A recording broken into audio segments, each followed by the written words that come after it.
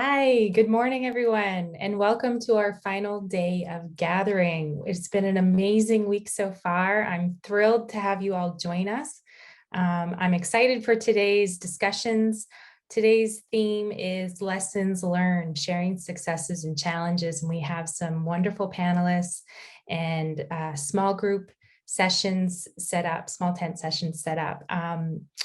Just as a quick reminder, I did explain on our kickoff day how the small tent sessions work. I will give you a quick little overview now, but just as also as a reintroduction, my name is Deti Tetso Suje, and I'm the Deputy Director of the Indigenous Leadership Initiative. As you all are joining us, please feel free to pop into the chat and share with us where you're from, how you're doing this morning. We want to hear from you throughout the day. And so please do use that chat to do that. Another little quick housekeeping note for those who do require French translation, there is an interpretation option on your panel menu. You can click that, a menu will pop up and you can select French. And while we aren't offering Indigenous language translation, we do feel that that is something that is important at ILI, and in the future, we do hope to be able to offer Indigenous language translation. So just a quick note before we screen some amazing TikToks that you guys have shared with us on Facebook. When we get to small tent session later on in our agenda, please do reference your participant packet, your participant guide. You have a unique meeting link in that to enable you to join a small tent meeting. And when we get there, you will leave this big tent space, leave the webinar, and use those unique meeting details to join us in a small tent virtual space. So on Facebook, those of you who have found us, and if we could please drop a link in the chat around how to connect with us on Facebook for the event page that was set up for the gathering, that'd be great. There's also a link to the landing page on the website, so you can reference the agenda for our day today. But we launched some TikTok challenges and some photo story challenges on Facebook, and we are so thrilled that so many have engaged in that. And so without further ado, we want to share a few of the TikToks that were posted to Facebook, and if the tech team could let that roll.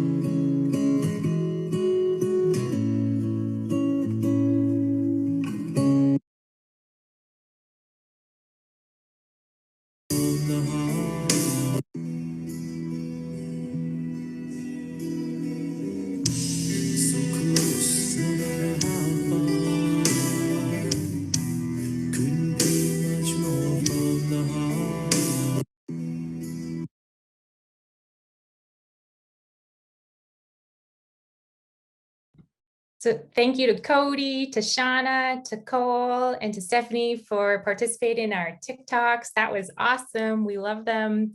for anybody else who feels a spark of creativity, having seen those TikToks, we encourage you to still participate. So the 3 TikTok challenges we launched are show us your guardian without showing us your guardian, show us your guardian look. And we also have another one encouraging or challenging people to sign the Land Needs Guardians petition. So you can connect with us on the Facebook page to see a bit more. I also just got a quick note from our tech team here. When we do get to small tent session, rather than referencing your participant guide, we have had to make a small last minute adjustment to our groupings in small tent. So if you could please actually reference your email from this morning that you all would have received. That will have the best link for you to join us in small tent setting. And I will remind you when we get closer to small tent time. And so with that, I'd like to welcome our Director of the Indigenous Leadership Initiative, Valerie Couture, to get us going for the day. Thank you so much. Thank you. Thank you. So great to see you guys. This is the final day, but of course it will be a day filled with love and honor for the work that we all do together. This time, I'd love to invite Nijitsul on the screen. Nijitsul, you've been working very hard, I know, to get our graphic recordings ready. Tell us a little bit about the latest one you've made. Hi, there you are. Van Queen Z-Val. Wow, okay. So first off, I just want to tell everybody, thank you for indulging me and letting me draw little photos of you, little portraits. So I've had a really fun time with this one yesterday. But as you can see, it's very text heavy, but that was because I really felt like there were so many messages delivered that I felt, you know, let's try to get them on the poster. So on the left, we started with Miles Richardson, and he gave us this really beautiful story over about 45 minutes about the original Guardians, how that started in Canada, the goals and the vision for this national network to grow to 400 nationwide over 5 years of Guardians programs. And then finally, I just, again, love Val's, the vision and of the network, that the nations have the guardians they need when they need them. And then from there, we went over to the joint working group and we heard from Loretta and Julie, and I was able to put in some points about that table of funding and the options available. So I really encourage people to go and access that, to look, to ask questions of their leadership, or if you're the leader, find that out. It looks like a good table. We went to fireside chats with Jonathan Wilkinson, and we heard from the amazing Guardians and the people who are running and doing IPCAs there. There was a really beautiful quote that was brought up a number of times yesterday about Indigenous knowledge systems are the original nature-based solutions. So I had to capture that. So stories of emerging and established IPCAs with Stephen Nita, and there's a little canvas tent over there with a smoke billowing. So, because I know we're all, you know, this is virtual, but you know, it's nice to think about where we get to go as the seasons change. So just, you know, little reminiscent there, and it's actually we use those a lot up here in the Delta, so it's a bit of a throwback. But yeah, that emerging panel, as you can see, I try to lay out in the order of how they were sharing their story. And so I hope you enjoy it. This is definitely a text heavier one. It's gonna need a read, but along the bottom, you'll also see that I've featured 4 of the photo stories of Ashley, Jennifer, Ariel, and Isabel. So have a good read on this, enjoy them, and I'm really excited to be here at day 4 with you.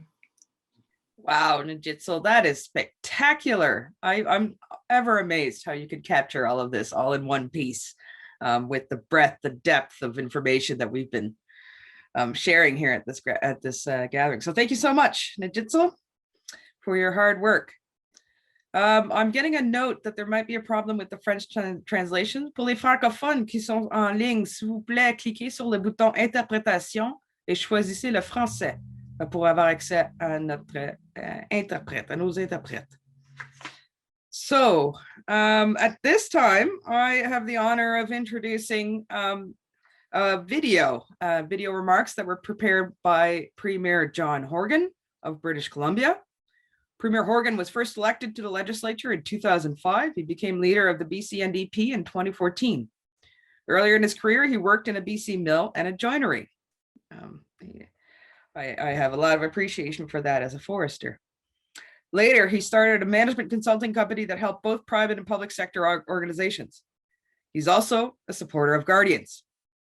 He joined us during the Guardians gathering in Vancouver in 2019. In fact, he was supposed to be there for his talk, and he ended up spending hours with us because he loved it so much. And he loved talking about the great work of Guardians across BC. Had fun connecting with rangers from Australia, where he lived for several years.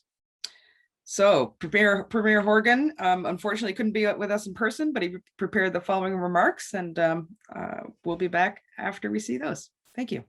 Good morning. Premier John Horgan here on the traditional territory of the Lekwungen-speaking people, the Esquimalt and Songhees First Nation.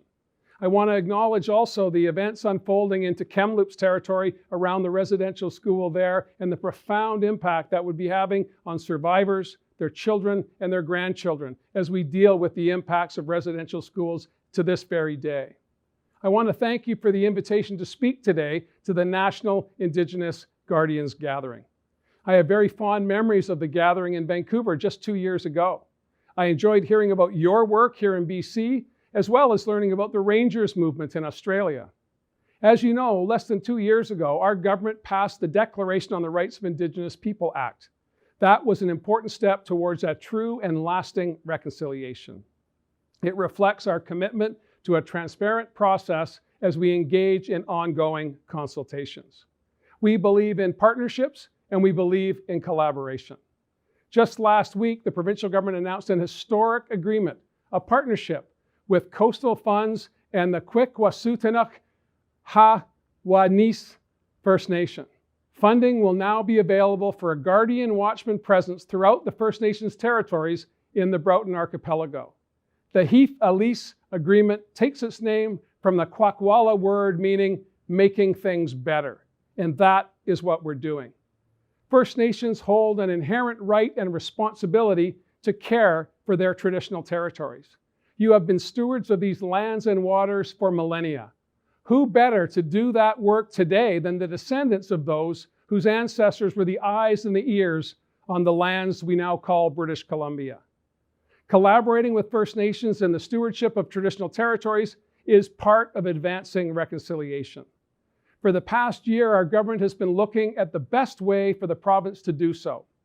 I'm pleased to say we're starting an engagement process later this month, and we will be speaking with Indigenous leaders and land stewards to better understand the stewardship work being done in traditional territories today.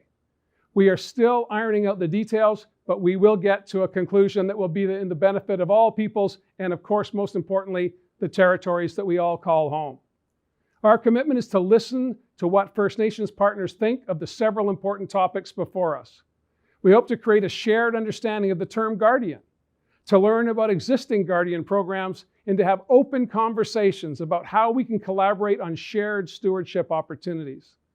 To aid us in this quest, we will be seeking a neutral and independent facilitator to lead the engagement. Early this week, we released our government's vision for a modern forestry policy, a policy that works for all British Columbians. And we know Indigenous people want and deserve a greater role in the forest sector and in forest management. Our goal is to increase the amount of replaceable forest tenures held by Indigenous peoples to 20% at the current 10%. A doubling of that tenure means more access to land, more access to economic opportunity to the traditional rights and title holders. Our vision also addresses the devastating wildfires we've endured over the past number of years. We want to work in collaboration with Indigenous partners who have been using fire as a stewardship tool since time immemorial. We're taking many steps towards reconciliation. Engaging with guardians is another step and an important one. I raise my hands in thanks for the work that you are doing as guardians. Haishka OCM. Well, thank you so much to Premier Horgan for sending that message to us. We will certainly be following up on the announcement that you've made about a new process, and ILI and our partners are keen to engage at that level. I'm going to turn it back to the Deputy Director, Dati. Over to you for introducing our next session. Thanks, Val. So our sharing circle this morning is all about lessons learned, sharing successes and challenges. And so we've invited our friends from the Coastal Stewardship Network to join us this morning. And I just want to share a little bit why and add my own personal reflection to that. For those of you who may have missed on our kickoff day, I previously worked with our own regional government here in the Detroit region before joining the ILI. And in those roles, I helped support the building of our own regional Guardians program and helped with the negotiation of the finalization for the Adégie protected area. And in doing that work, it was really important that we looked internally amongst our leadership and our elders and our community members and asked questions like, what does it mean to take care of the land from a Dene perspective?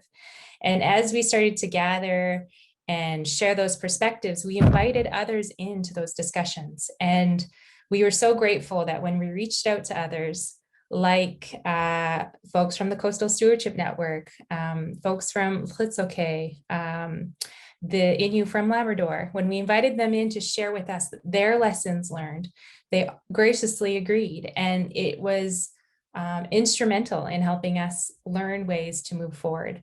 I'll never forget in 2014, when Ernie Talio, who's on our panel this morning, came to our little community of Fort Simpson and shared his perspectives and what they're doing in his community.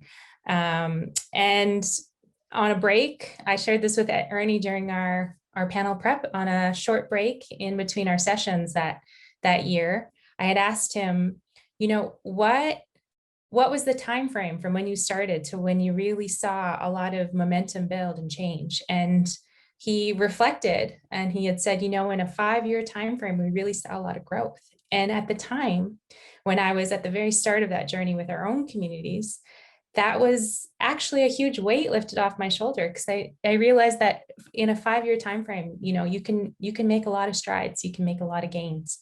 And so sharing successes, sharing lessons learned, sharing how to overcome challenges is incredibly important in these settings. And so without further ado, I'd like to invite Ernie Talio, who's the manager of the New Hope Guardian Watchman program, Vanessa Bellis, the program manager for Haida Fisheries with the Council of the Haida Nation, Ross Wilson, the executive director of the Metkatla Stewardship Society, and Laura Hoshizaki, program manager of the Coastal Stewardship Network.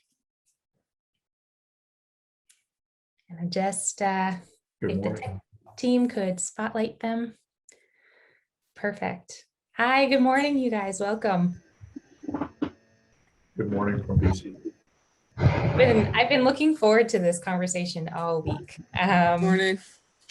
Good morning. Laura, I'm wondering if we could start with you.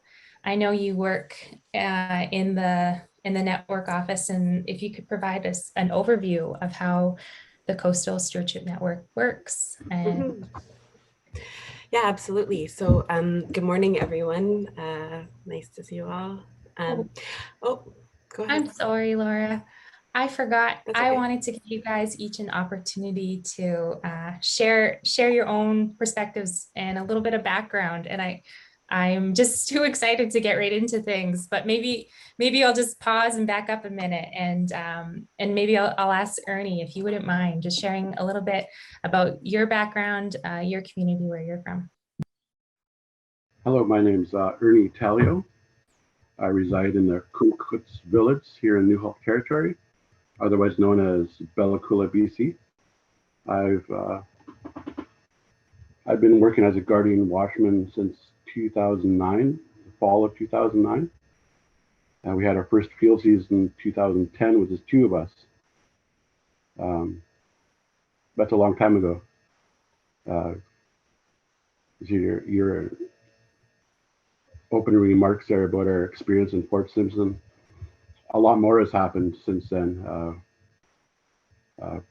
Now I have 6 Guardians, a couple of vessels, and I get to work with some really amazing people here in the network.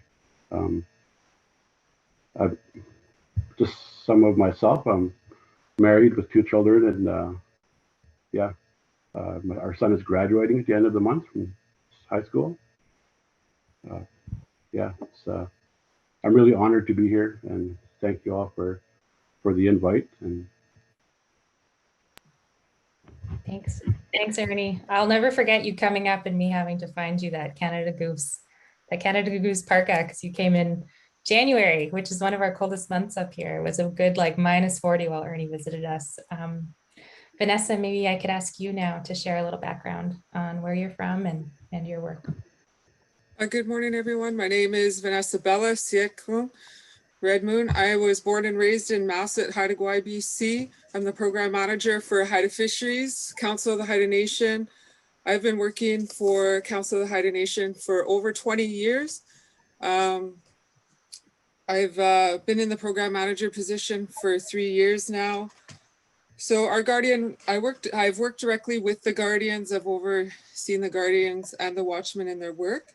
Our Guardian Watchmen, although they're both stewards of the land, they're both very distinct from each other up here on Haida Gwaii. The Watchmen are in charge of the sport creel monitoring at the fishing lodges and our local docks, and the Guardians, they oversee the traditional fisheries on Haida Gwaii, the commercial razor clam fishery, which we're in co-management with DFO, and they also oversee the recreational fisheries on Haida Gwaii. They work alongside DFO. We haven't always had a good working relationship with Department of Fisheries and Oceans. When I first started, it was we never liked to see them coming, and we've had different officers come into Haida Gwaii and that really wanted to work alongside us. And so it is, I'd have to say we're in a good place now, and we offer a lot of support to each other, and we come up with target patrols that we would like to do every year. So we have a pre-season meeting, an in-season meeting, and then a post to see how it went. And then our Guardians they're very highly regarded in our community. I think they're that bridge between our community and DFO, the people seeing them in their uniform puts the community at ease, that we have our people out on the land helping monitor. So I think it's really important that we're part of the Coastal Stewardship Network. We're stronger together along the coast. We help each other. We give each other, we help each other along the way. With the help of HealthSIC, we've at the beginning, because we needed to develop a community harvest plan on butter clams in our territory. So they shared their documents with us and we built on that. And so that's in progress, and we'll have that up and going in September this year. So relationships like this along the coast are very important to us. We do have 4 Guardians currently working for Haida Fisheries. The need for Guardians is growing, so we anticipate more training.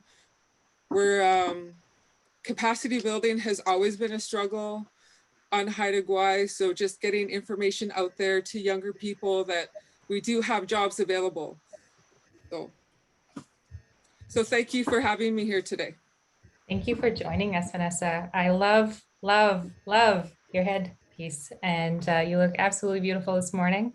I was invited to join the Coastal Stewardship Network regional gathering in 2016, I believe, and it was hosted in Haida Gwaii. So it was such an honor to go to your island, and so merci for being here.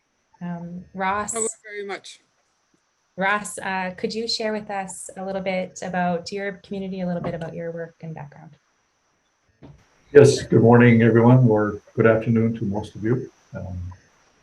My name is Ross Wilson. I'm Healthstrip member from Bella Bella.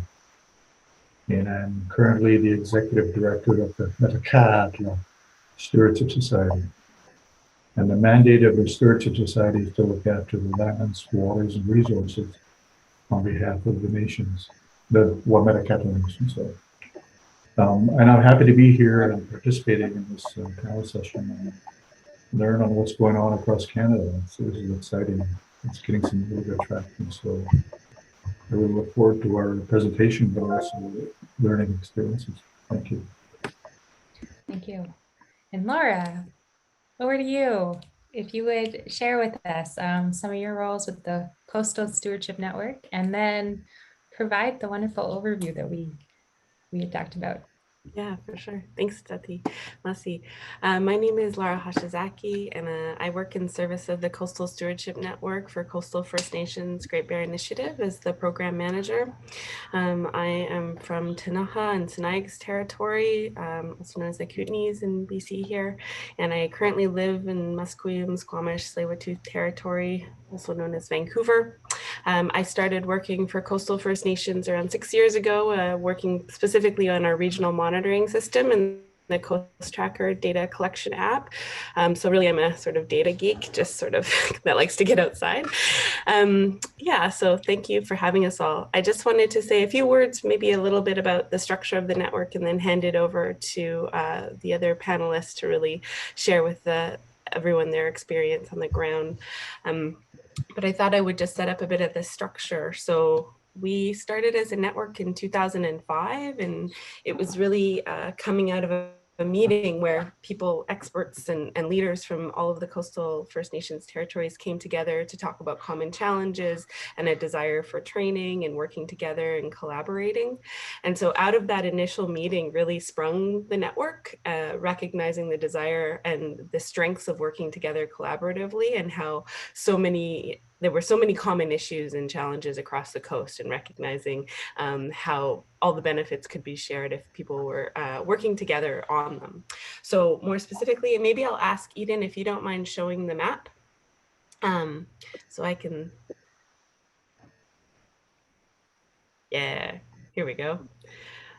So I just wanted to share here the areas that we're talking about. So we work to support the stewardship offices of Coastal First Nation Great Bear Initiative member nations and their communities. So these include the Council of the Haida Nation and Old Masset and Skidegate, also Metlakatla Nation, Kitkatla Nation, the Gitgat Nation out of Hartley Bay, and then in the Central Coast, the Kitasoo-Hehes, the Heiltsuk, the Newhulk, and the Wekino. So these are the areas that we are working to protect and monitor and manage. And so I just also wanted to share maybe that each Guardian initiative, just to kind of clarify how the network works, each Guardian initiative is independently run, managed, and funded and directed by their nation's stewardship arm. So whether that's a stewardship office, a department, or a society. Just as the member nations of Coastal First Nations gather around the table to work together at a political level, the members of the Coastal Stewardship Network come together to collaborate at an operational level. So for this reason, the Coastal Stewardship, we focus on supporting our members, guardians, and their stewardship efforts in sort of 5 major ways. We provide opportunities for networking and collaboration, so annual events and monthly calls and conferences for our network members to come together and share and learn, much like we're doing here today, but at a much, at a much smaller scale for us. We provide training, professional development opportunities. We provide a regional monitoring system. So it's a one monitoring system that all of our members use to collect information on similar efforts. And so that the information can be shared and be used to guide regional decision making.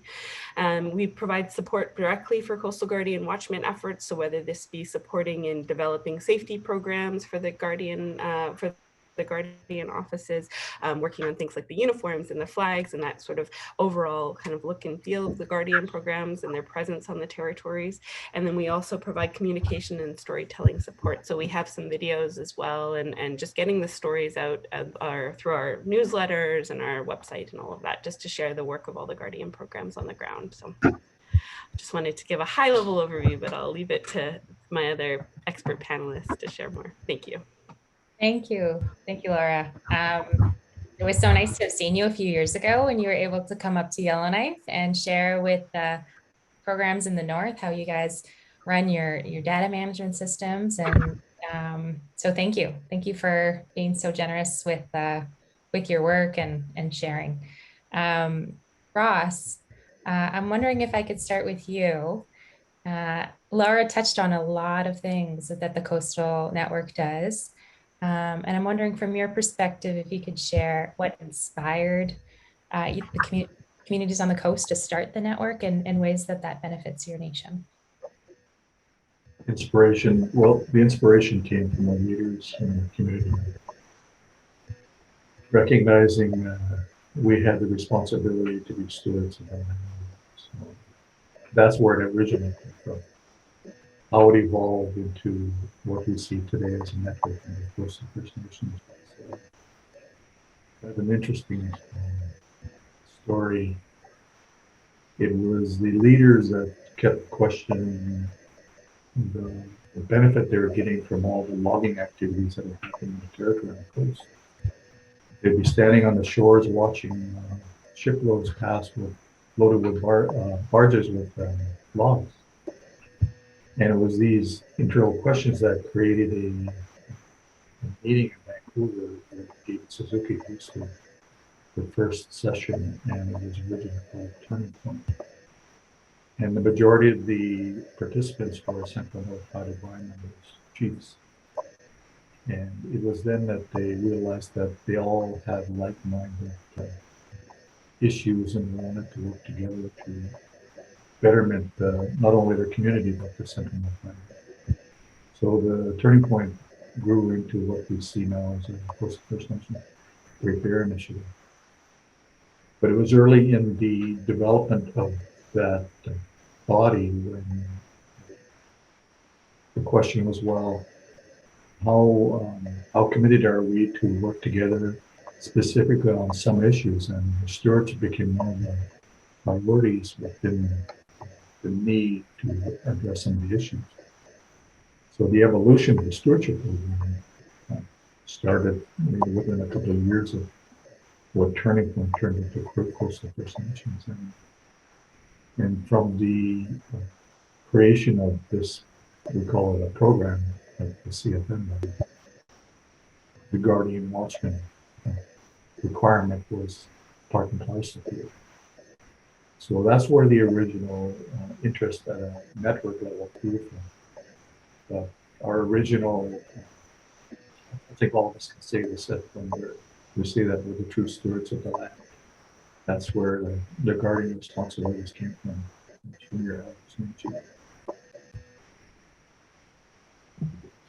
Thank you, Ross.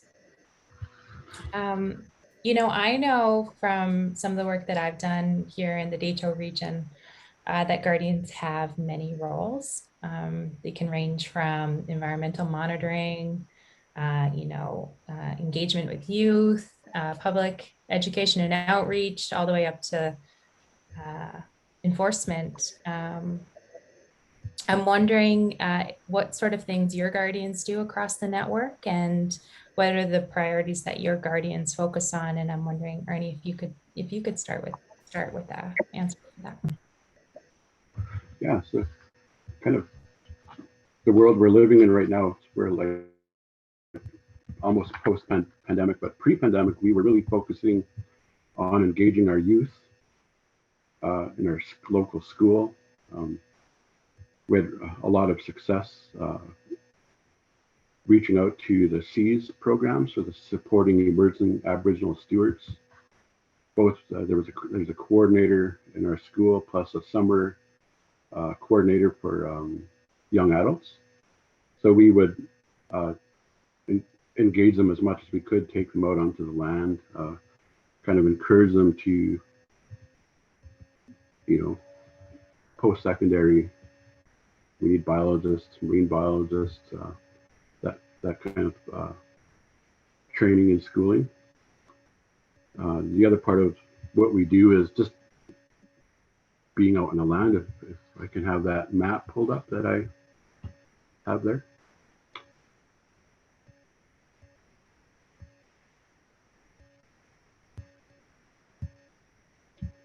So this is a map of our patrol routes from April 5th this year to the end of May. So just 31 patrols, about 4,000 kilometers traveled.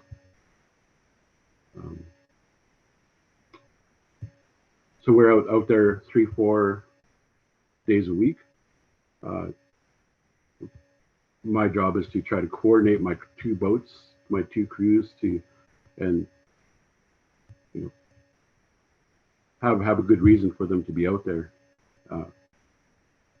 We are doing patrols, just monitoring vessels, whether they be sport fishers, commercial fishers, tourism operators. We also conduct Dungeness crab surveys. That's where the tracks are really heavy in some of those channels rather than less in the others.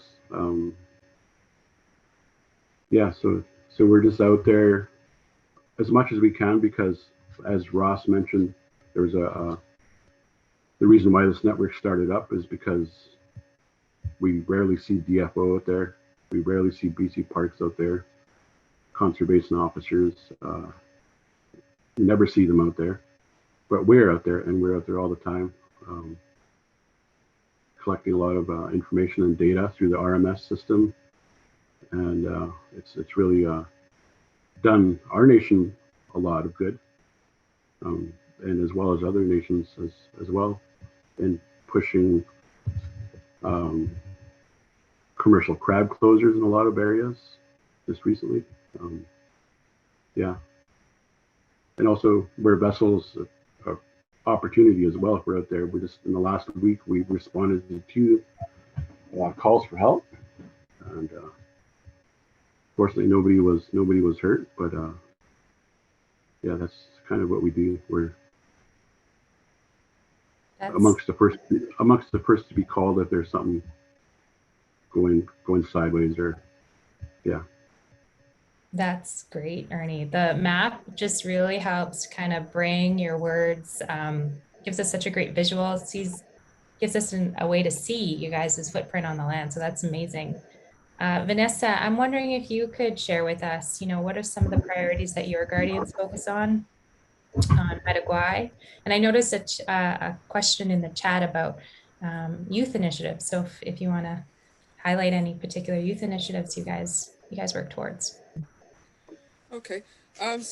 So mainly on Haida Gwaii, we focus on compliance and enforcement. There's a lot of change happening right here on Haida Gwaii with the signing of different agreements. And like I said earlier, we're going to need more guardians. So capacity building is going to be big. And as for the youth initiatives, it was very inspiring to me to be at Hakai and to hear other nations, the youth initiatives that they have started. And we have been looking into starting a junior guardian program, getting our youth on the land, teaching them traditional harvest and as a beginning, and getting them skills like just boat operator and stuff like that. It hasn't been started yet, but I have talked with my guardians on that. And like I said, the guardians have very distinct roles here on Haida Gwaii. There are other departments within Council of the Haida Nation, like the Heritage Natural Resource Department, like they have ARC monitors and CFIA auditors, but they don't call them guardians here. They just, like I said, they're called ARC monitors and CFI, but along the coast, a lot of the guardians, they're heavily involved in different field work and research. And our guardians up here, they are in charge of the management of our traditional harvest areas, whether it's a river system or there's a traditional harvest out on the ocean. And they are, one of their main things when it is in season for the razor clam commercial fishery, it's almost 100% Haida only fishery. They are the ones that are in charge of the monitoring on the beach at the offload sites. And Our guardians are very multifaceted, like in other nations, they do get called upon, like Ernie said in his talk, of if there's a search and rescue or something, they will call our guardian program and also the watchman, because we have so many boats, vessels, and people to operate those vessels. Our guardians usually work from March. They don't work all year round. They usually work from March till November doing the different projects. They do help in research and salmon escapement in the fall. So they're pretty busy in their time period when they're working. So thank you. Thank you. So, we're hearing it in your guys' responses, the wide range of responsibilities that guardians can hold and the wide range of things that they are able to support. And I know that in the coastal communities, that also ranges into, enforcement. Public education and outreach are important to that. But it can also go into things like ticketing. So I'm wondering how the nations are approaching this range of activities when it comes to enforcement. I know in our communities, we often talk about, being the eyes and ears of the land, observe, record, report, those sorts of things. So Ross, I'm wondering if you'd be willing to share how your community is engaging in this. Well, to be frank, or doesn't cut it in, it's not an option. I think each of our communities are very clear in the need to be able to enforce and make sure that the lands, waters, and resources are under cover of our guardian programs. So we are advancing the question of enforcement and compliance. Some of the communities have created these pilot projects, and I think Ernie might be able to comment on this along with the Kirisukekes on their relationship with parks and engaging in some form of enforcement within the territory. But the long story short, the progress of enforcement and compliance across, whether it be our communities or across the region or CFM, is slow, but it's progressing. There's a lot of question as to what does it mean. Each community might have a different perspective to what enforcement is. Is it a traditional process, or is it a synergized process with the province or the feds? So you can see the complications behind it when you come upon an incident and you have to, you're required to do enforcement on it. So what judicial institution would you use? Would it be a traditional one? If so, what traditions require you to confiscate? What process for fines? If it's a synergized one with the province or the feds, what institution would you follow? Are there lawyers' requirements? Is there jail time? Is there judges needed? So the question is quite high level, but there's definitely an appetite for our communities to start talking about it. It's just that there's going to be a lot of sweat equity in the beginning. Our challenge is to talk to the federal provincial governments, so we need to fund this discourse so that we can be able to take over the fisheries and oceans institutions and parks institutions that tell us that they enforce, but you never see them, as Ernie described, and the bad relationship that Vanessa described with the department over the years. So long story short is this is getting traction, but the more people in the discussion room and willingness to move forward. And we have to also recognize we're going to have to compromise across the board on some issues that your nation might not want to support.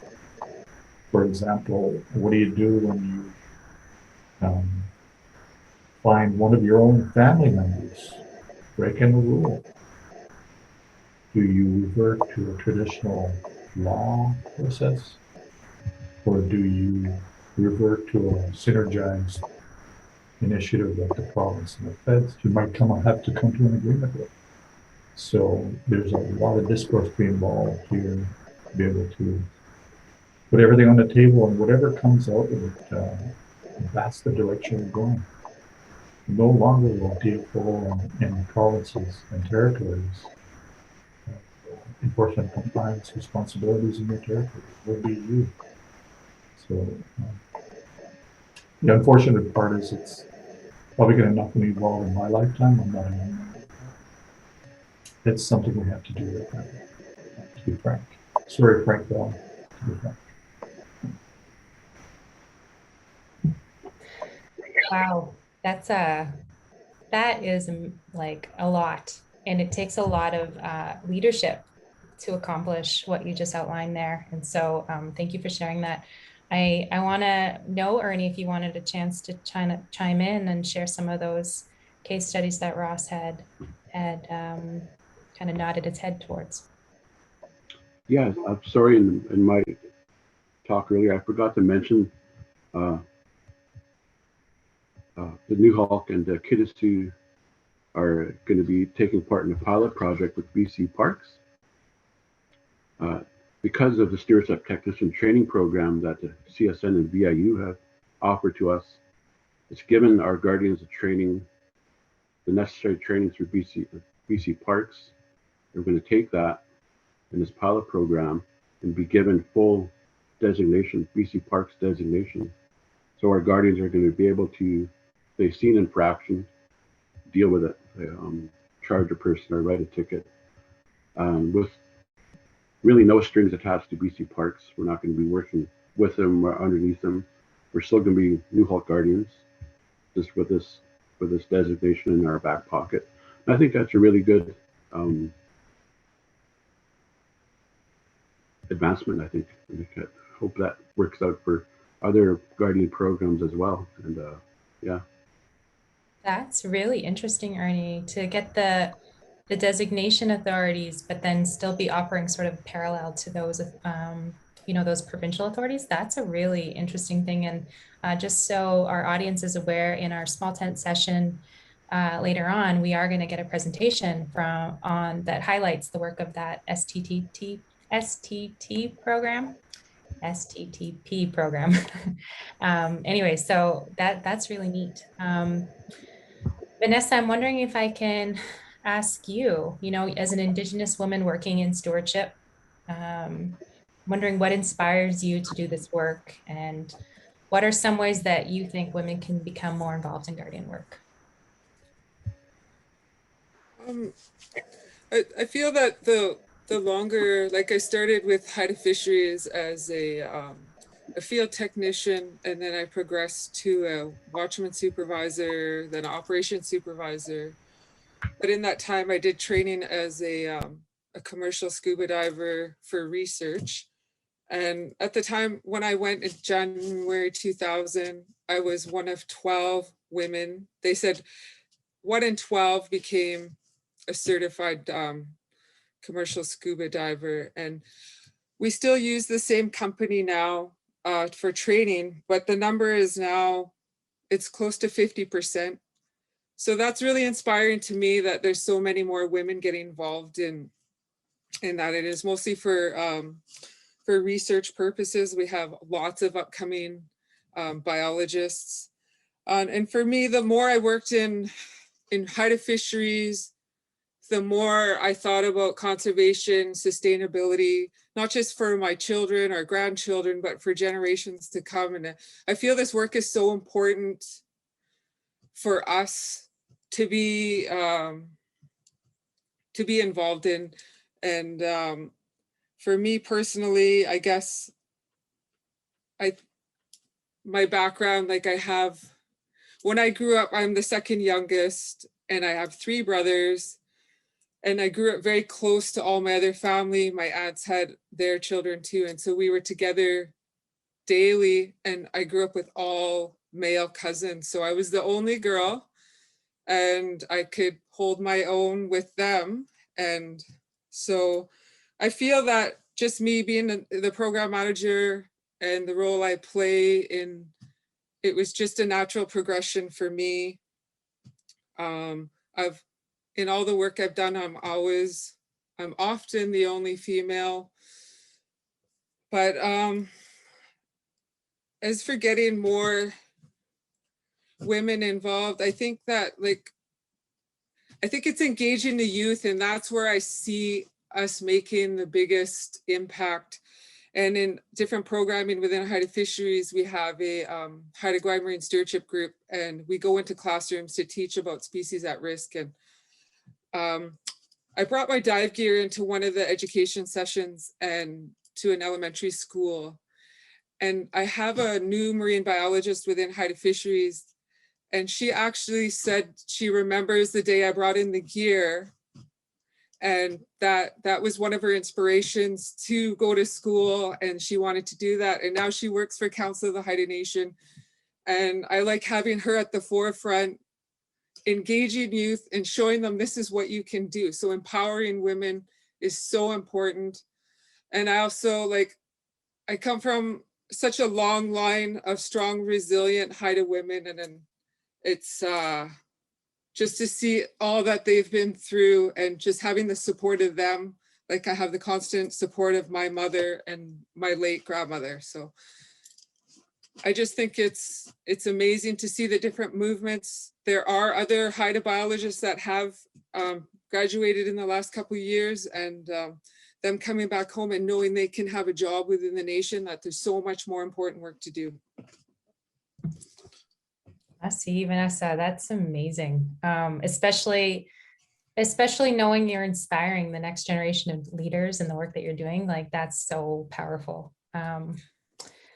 Sorry. I think I would like to add too that my daughter, my oldest daughter, she'll be 16 this year, and she's very dedicated in her studies, and her long-term plan is to become a marine biologist. We bring training up here for the PADI open water to start the training to be a commercial diver, and she's just itching to get into that training, but you have to be 16, and so she's just wants to get it all done, and that's her goal. I was always, you can do whatever you want to do, you work so hard, and she's just no, I want to be a marine biologist. So right on. That's awesome. I remember when I was running programs, I did a lot of land-based programs for youth. And that was always the goal, connect them to who they are, expose them to knowledge, expose them to, knowledge holders, and inspire them to reach for the stars. And I was taking my little kids with me since the age of 3 and up to these programs. And I'm hoping planting those seeds at an early age, we're going to reap the benefits of that down the road. Maybe I know we're kind of coming close to the end of our panel time, which is really sad for me, because I could just listen to you guys share all day, to be honest. And I'm sure lots in our audience feel the same. But I'm wondering in closing, I'm wondering if I can invite each of you, and that includes you, Laura, to share, with those who are listening, what advice would you give them if they're either working to build their Guardians program or they're wanting to launch one? If you could share with them a piece of advice, what would that be? And I'm going to start with you, Ross.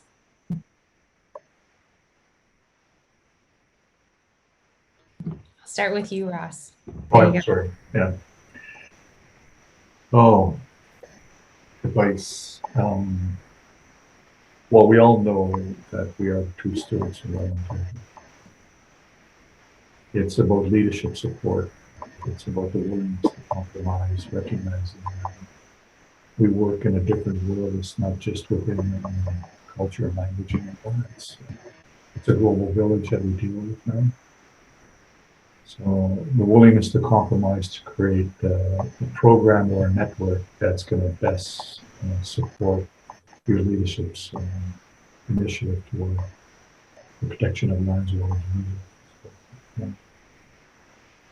I think once you have that, you're going to go far, because they're going to help you find those finances to get you to the program that you do want. And a lot of communication, and the whole strategy around youth involvement is huge. It's huge. So when you get them committed, they will be the leaders. So that should be part of your priority to create whether it's a stewardship department, department, or a network that reaches across your regions. So those are my recommendations. Thank you. And Laura, I'm gonna go over to you. I know you wanted to leave the stage for your Indigenous colleagues here, but you are engaged in this work yourself. So is there advice that you'd like to share? Oh, I was really going to say no. I refer to all of them. They're the ones that have started these programs and and I think so. Maybe all I could say is that similar, actually, echoing maybe what Ernie told you those years ago, Dati, is that to continue on with it, right? To recognize the time that will be taken, and that I also think.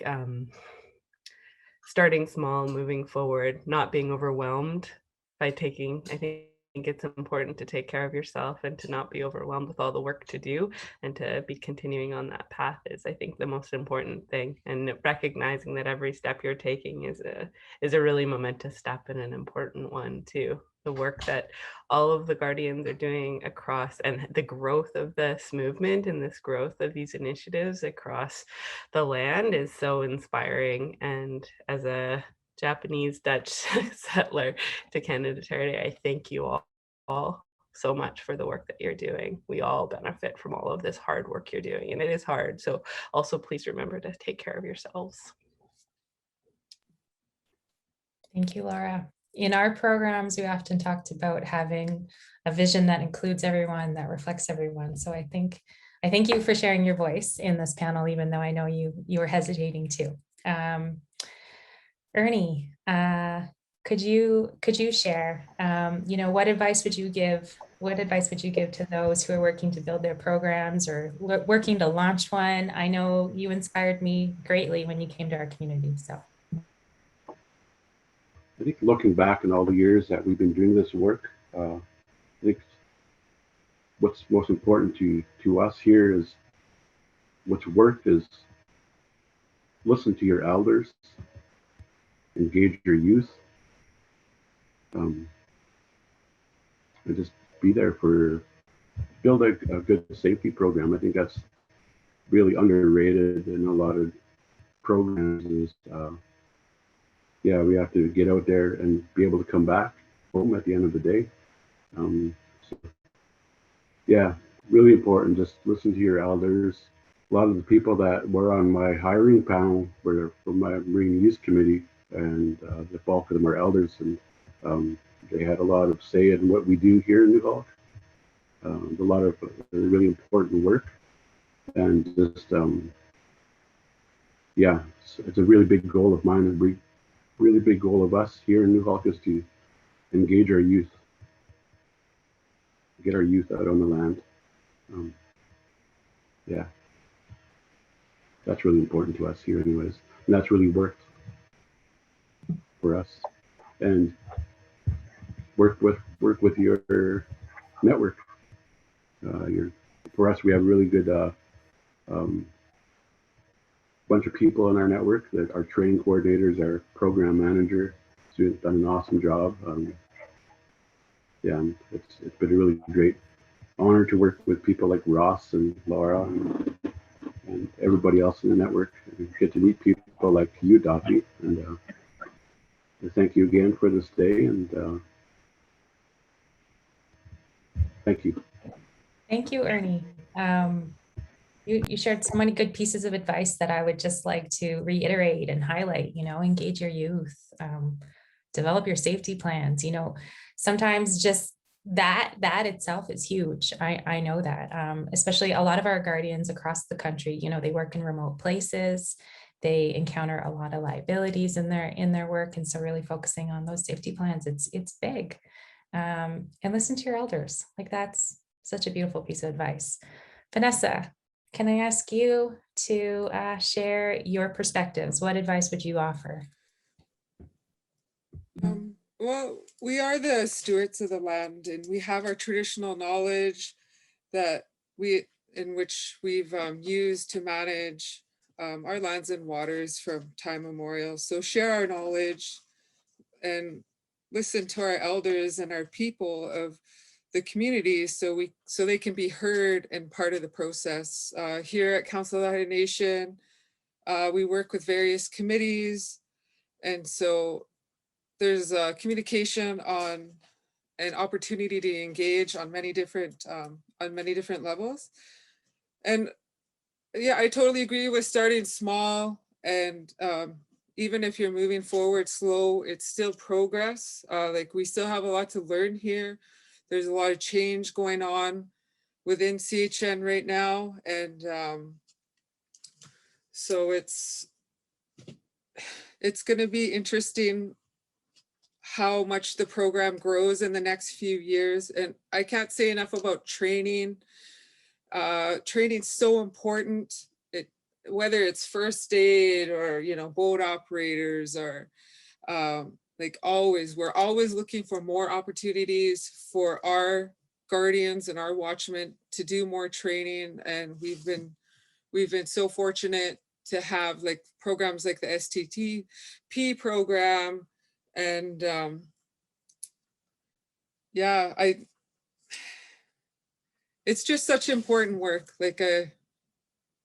And I'd like to also say thank you for having me sit on the panel today. Thank you all.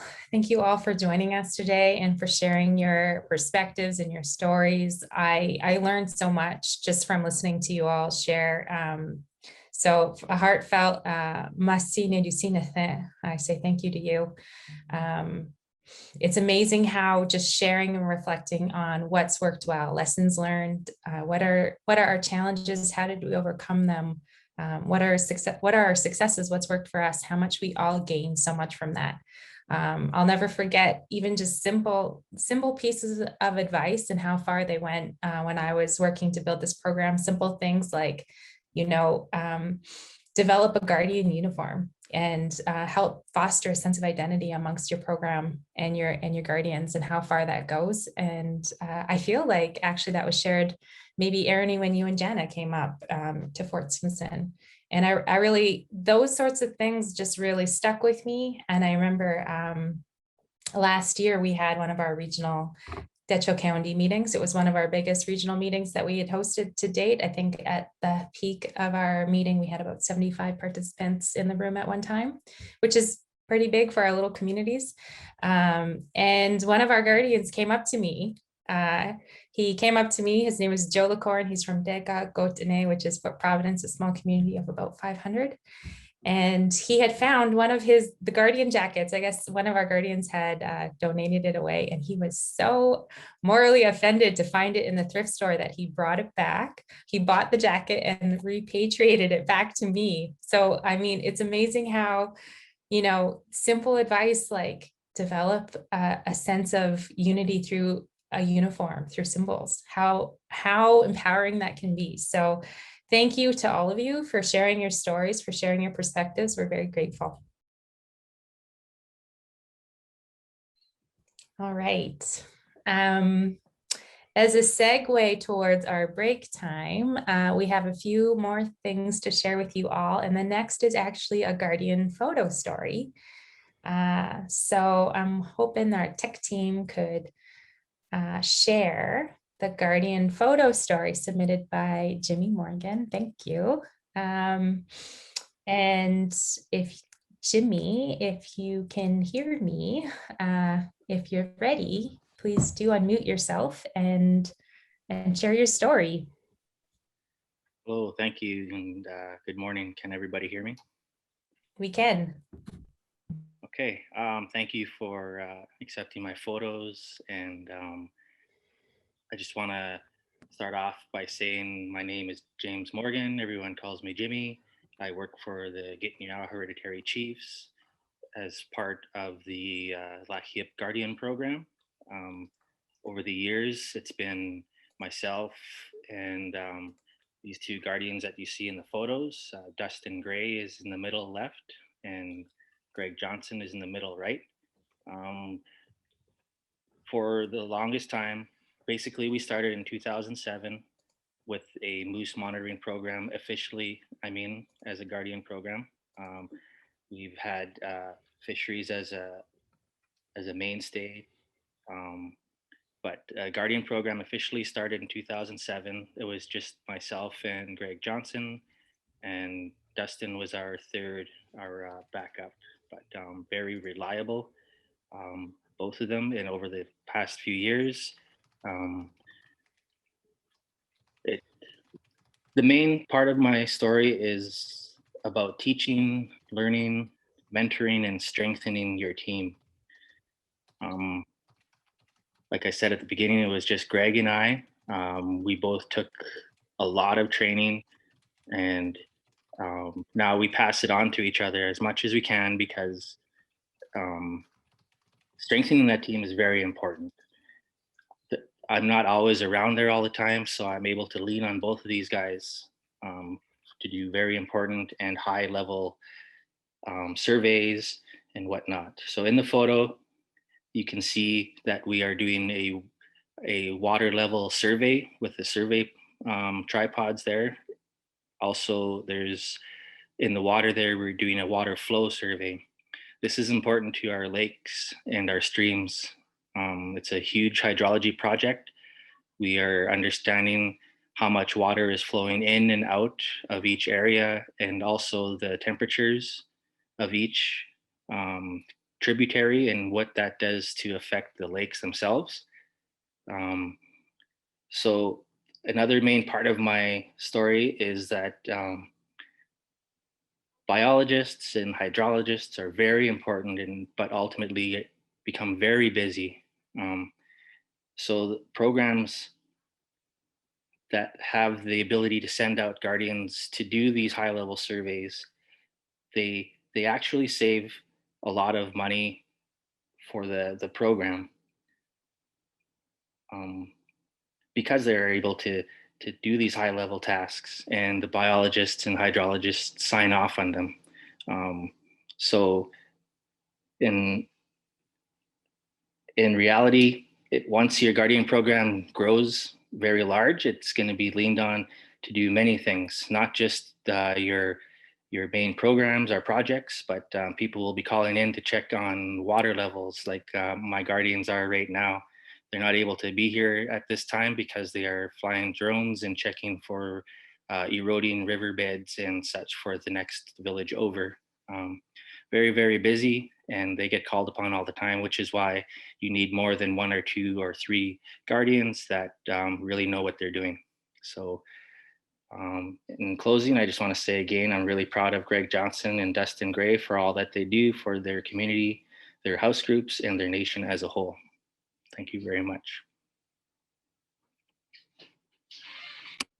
Must-see, Jimmy. That was a great photo story. I'm wondering if I could invite Frank Brown to come on screen. This was a sort of a. Before we do that, Dati, I'm going to jump in for a second. Oh, sure. We have a poll to launch, and I want to make sure we launch it a couple times during the day so that people have lots of times to explain it. But ILI has started to embark on a research project to look at the role of fire management and firefighting with Guardians. That includes the development of a national fire strategy for Guardians that we're hoping to do sometimes this fall, a series of pilot projects, and also, most importantly, trying to figure out if firefighting could be a revenue stream for Guardian programs. And so we've got a poll up, please, for the Guardians only. I know we've got a lot of allies on this, but this is really about the Guardian programs. Can you vote in the poll? And we can share the results afterwards. So we'll leave it up for a couple minutes.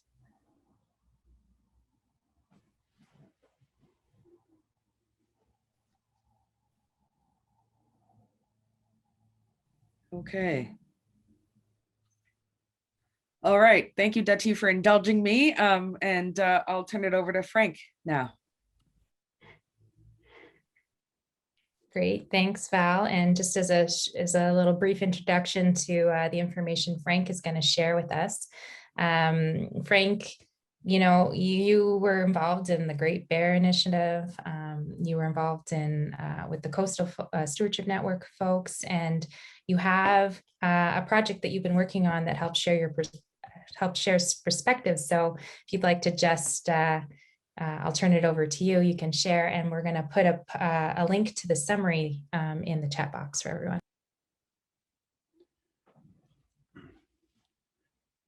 Hello, everybody. I want to first of all thank the members of the Coastal First Nations Stewardship Network for joining this national gathering to share the insights. A part of our responsibility to be able to uphold our own systems of governance, our laws, and our protocols is to be able to share. We have a really long history on the coast, like the Hilftjoch, for example, have been carbon dated back to 14,000 years of continuous occupation. Before like back to the time when saber-toothed tigers and giant sloths roamed the Pacific Northwest coast, our people were there. For the first 7,000 years, our people were harpooning sea mammals. And in the second 7,000 years, they found a lot of fish bones. But even before that, our people talk about, how long we've been there, right back to the time. As an example, my English name is Frank Brown, but my Hilftjoch Himas chief's name is Gladliasila, which is a first ancestor story. And this particular piece here is a depiction of Gladliasila. He came down as a half man, half eagle, and he was placed down at a place called Klatsza. It's a story, an ancestral story, like many of the ancestral stories along the whole coast, where we can cite back to our first ancestors, and it's a part of the Nuyum and the treasure box or Glukwe of our people. And so we got a real strong sense of relationship and commitment to stewardship, and the Guardians are really the most recent manifestation of that. And the Coastal First Nations Great Bear Initiative celebrated its 20th anniversary. And as Ross Wilson talked about, there was quite a frustration amongst our leadership because we weren't participating, and we were marginalized and sidelined because of discriminatory legislation and policy. And our leadership fought, because we always had a strong sense of title and rights and responsibility. And so there's a story that is a part of our current history, and that is the evolution of this new stewardship initiative reflected as Guardians. And Guardians really are the kind of the sizzle to the meat of this work. There's actually a whole apparatus. I was the founding director of the Hilftjoch Integrated Resource Management Department, which was really the stewardship arm of our nation. And then I went on and worked as the Coastal First Nations Director of Land and Marine Stewardship, coordinating between the Central Coast, North Coast, and Haida. And it was a political accord, not a tribal council, but a political accord amongst various First Nations that had these common concerns about what was happening. And so we're going to tell that story. I'm working with Eduardo Sosa, who's also another senior advisor for the ILI. And we're putting a publication together, and we're going to do a video and organize a webinar in the future. And what it's going to really touch on is the Hilftjoch perspective about our ancestral teachings, conservation-based development approach, asserting rights and title, the reclaiming of our responsibilities, and we'll talk about the rise of the Coastal First Nations Great Bear Initiative, the importance and challenges of allyship, because we didn't do this by ourselves. We worked with like-minded people that were concerned about ecological preservation. And also we're going to talk about establishment of government-to-government relations and protocols, where it's a fair and equitable process, and that we have the rightful authority based on our rights and our title to the lands and resources. And then within this narrative, within the Nuyum, as we say, the story, we're also going to share lessons learned in helping to reestablish sovereignty of the lands and waters through our governance structure and the establishment of this integrated resource management office, the stewardship network, and the guardian training, and how these lessons can inform the thinking of other Native nations for their own nation building process, and also exploring the conservation economy. So stand by for further information. Go to info@ilinationhood.ca. There's a little brochure there. And so this will be a continuation of the work that has been shared by the stewardship network there. And I did meet with the leadership of the Coastal First Nations when I wanted to do this work. And they said, that's good, that's fine, we support that, but you can do your thing and we're going to have our own voice. Because in our culture, it's really important to respect the autonomy and the stories of others. Like my story, the story of Gladliasila, and my family story is that. And we don't tell other people's stories. And then sadly, that's what's happened. We haven't told our own story, and it's time that, and this is only one perspective. There'll be lots of other perspectives on the coast, because there's 30 First Nations on the coast in this region. And the Coastal First Nations is an alliance of 7. And there's lots of other stories, but this will be one perspective. Hopefully that will have value to help to inform people's thinking. So thank you very much. Wallace Gayasika. Mercy, Frank. Thank you for sharing that. And you'll see in the chat box now a link to the summary document that Frank is sharing with everyone. And so with that, we'd like to invite you all to take a break. Stretch your legs, get some water, use the bathroom, go outside if you can. We'll come back in 15 minutes. And we'll do some photo sharing, and then I'll give some instruction on how to get to Small Tent. Welcome back, everyone. I was almost sad to have that music turned off. It was absolutely beautiful. For those that have been asking, we did pop the Spotify playlist full of wonderful Indigenous musicians in the chat. So please do, if you've been enjoying the music during break, go check that out. At this time, I'd like to ask our tech team to put up Blythe Commando's photo story. Awesome. So Blythe is our next photo story participant.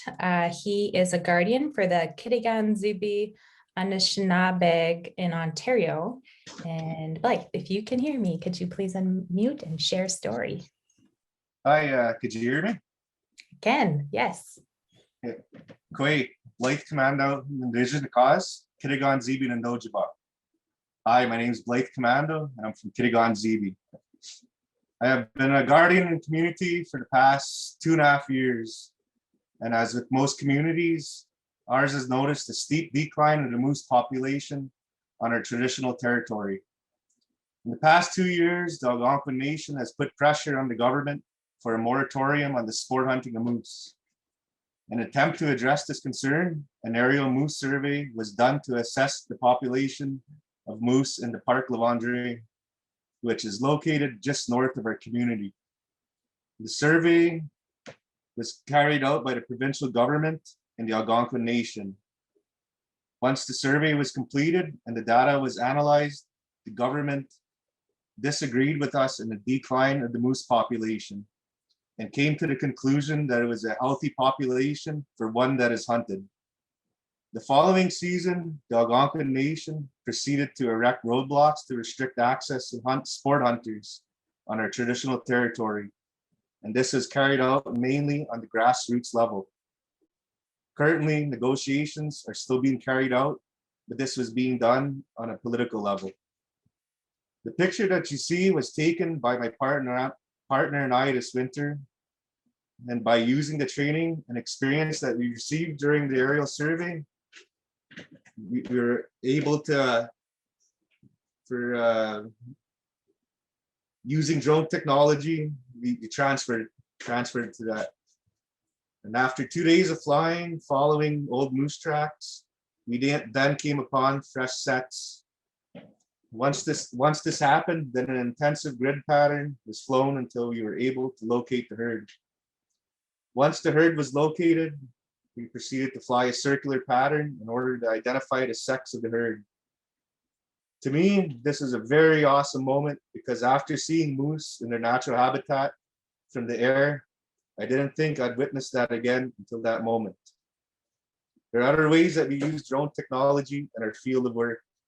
To name a few would be checking road access, identifying stick nests, and flying over cut blocks to see if creeks and waterways were being illegally operated in by forest companies.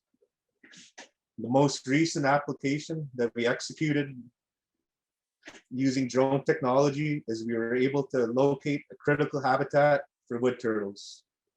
Once we were able to locate a specific site by air, we then proceeded by foot to the site, and upon inspection, we then located 5 wood turtles, and we were able to verify that it is, in fact, an active nesting site.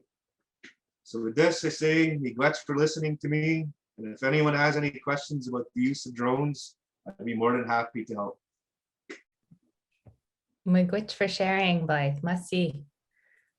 Could we please share Cody Anderson's photo story next? And Cody, can you hear us? Can you unmute yourself and share the story? Hello, everyone. Can you hear me? We can, yes. Hi, I was asked to share what I've been working on this past year for our land guardians in NCN. And one of the things that I felt is needed is means of being able to collect data in the field quickly and efficiently and in an organized way. So I've been investing time into this handheld computer. Basically, it fits in your hand. It's very lightweight, and I believe it can last about 3 days on a portable battery. And you take it out, you connect your phone to it, and use its web pages to do data entry like moose monitoring, water monitoring, wildlife observations, anything really, because it's 100% customizable. You can if you don't like the way it looks, you can modify its code. If you want to add new forms, you can also modify that code as well. So the device itself is low cost, and yeah, that's what I've been working on this year. I'd like to actually ask for more help on this solution, and yeah, thanks for listening. Thanks, Cody. That's great information to share. I know data management is like a key challenge for many Guardian programs. So thank you for sharing something that's working for your program, and perhaps we can follow up and see if we can network ways to support you further. So must see. So with that, I'd like to invite Val back to circle back to the fire management poll. Yes, thank you, Dati. Hi, everyone. So we will be launching the fire poll again, and this time, hopefully we'll see some results. So for Guardians only, are you involved in wildfire management or wildfire fighting this year?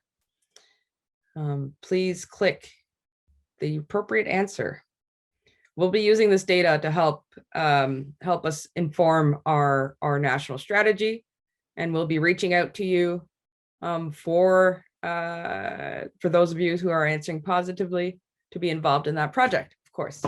And I hope that this will benefit all Guardians across the country. Firefighting is often a contracted responsibility and is a real possible source of revenue.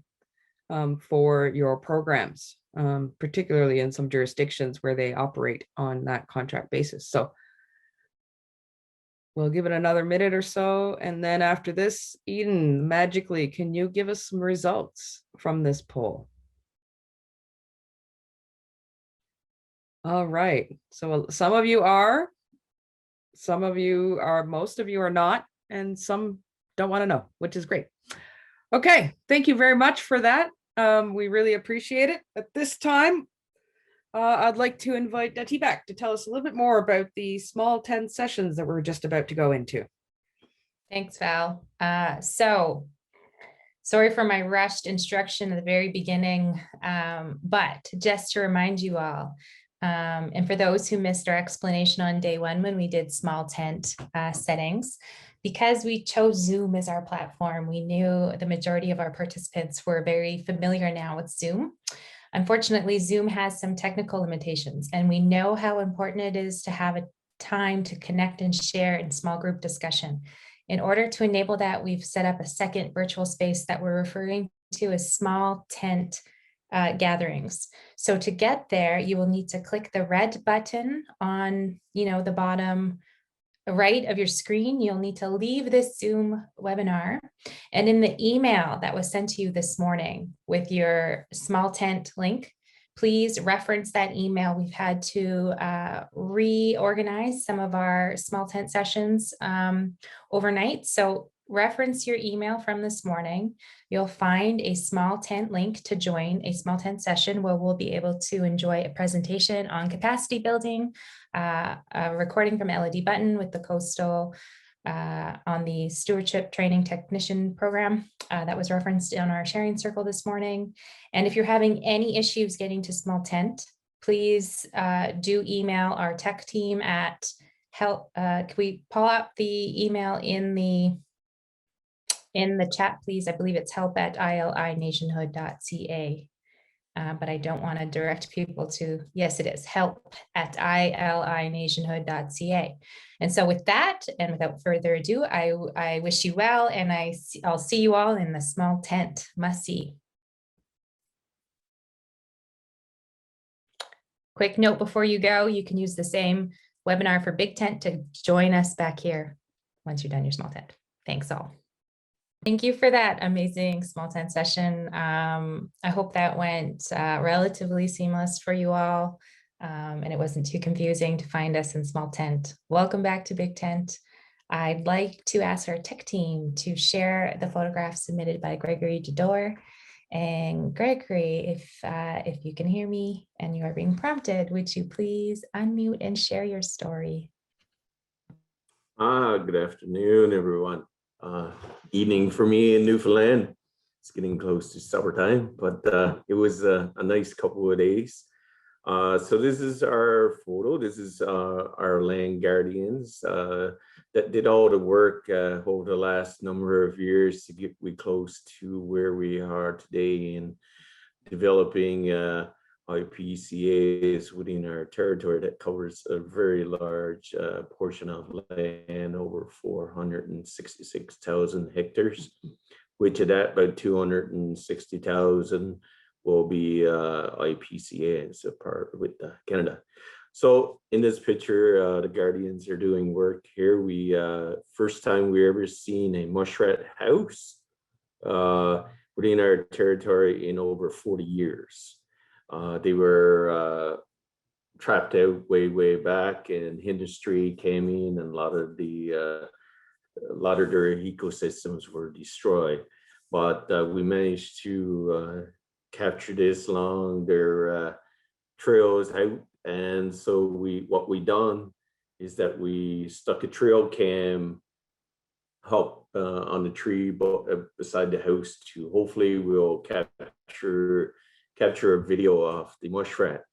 So over time of viewing photos and videos, and finally we captured the first muskrat in over 40 years that is coming back to our territory. And the elders always talked about they were so plentiful, and they captured them for food and their furs. And So this was like an historical moment for the Guardians, and they were really happy. And they said, well, we got to get a bonus for this. And I said, what's that? Well, we got to get a day off. Oh, okay. So you guys get a day off. But this is not the only animals that we're finding now. We're first time we captured pine martens on the trail cams as well. Because we find better to try to set up these cameras throughout the territory to capture the live capture of animals that never existed here before. But they're coming back, and this is wonderful because of these fine gentlemen, the land guardians out on the land and doing all the hard work, collecting data and making sure everybody is within our territory is respecting Mother Earth. So thank you. Thank you. Merci. In Denijati, I'll share the word for muskrat. It's teka. I'm still learning our language. So thank you, Gregory, for sharing that story. Sort of an unofficial addition, or an official addition since last night, is a video sharing that we would like to share to sort of bring a closing to the Guardians time before we go into our closing ceremony and our recognition time. And so tech team, without further ado, if you would be so kind, is to put up onto the screen Amberly's new video for those who remember. Amberly was on our panel on our kickoff day, and this video has not yet been released, so you are all the first to see this. So thank you, Amberly, and let's share the video. Ani, my name is Amberly Kwakajizik, and I'm the Guardian Program Manager for Wakatoan. We're all about youth empowerment and prioritizing programming that connects youth and elders to help facilitate knowledge transfer. It's something that's really important to us because we want these teachings to live on with our future generations. A lot of what we think about in the forest is the forest industry and how we can harvest trees to make lumber. But there's so much more that's out there. Like learning how to build a birch bark canoe. Chuck Commanda is an amazing teacher and makes me happy that he's out there transferring knowledge to our youth. My name's Chuck. I'm from Kitigan-Zibi, Quebec, and I'm Algonquin. Because my grandmother was patient, and she's the one that actually took the time to explain what we were doing. And Chuck took us out onto the land and shared his teachings with us. So there were 5 species involved in making this traditional birch bark canoe. We used birch, cedar, black spruce, black ash, and ironwood. We used birch bark to make the canoe itself, the body.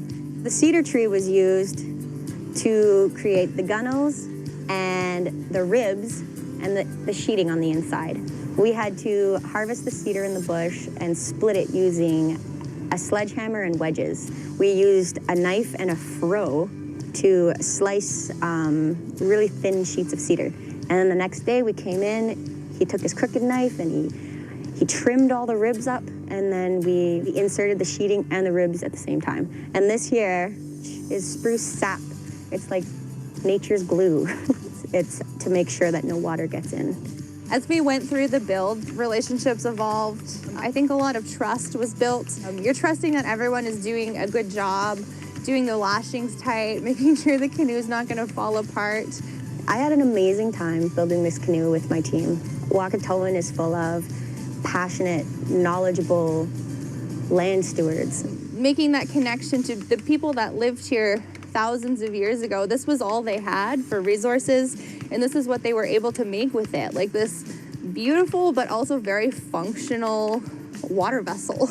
Such a cool task of building a canoe like this and then putting it in the water and actually paddling it in this river where, you know, canoes would have paddled before. The feeling that you get when you're on the water with it.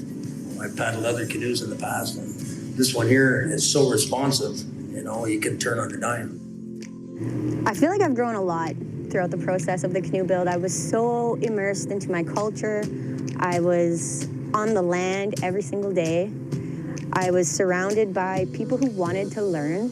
Everyone around me seemed excited about what we were doing. And as a community, you get, you know, the help from the community as well as that larger sense of purpose and pride at the end, that knowledge is still around. So if you have a chance to learn from somebody who knows this knowledge, I definitely would recommend getting involved.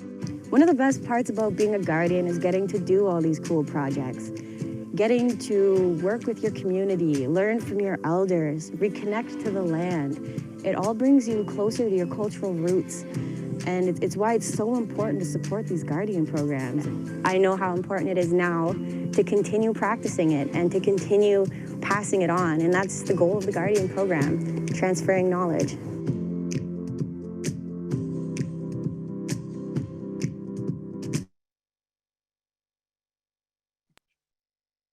What an awesome video, Amberly. That was so well done. Thank you.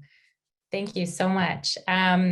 So before I hand this over to Valerie to moderate our closing ceremony and our recognition ceremony, we'd like to invite you all to share with us your feedback on our gathering this week. And so we are putting in the chat a survey.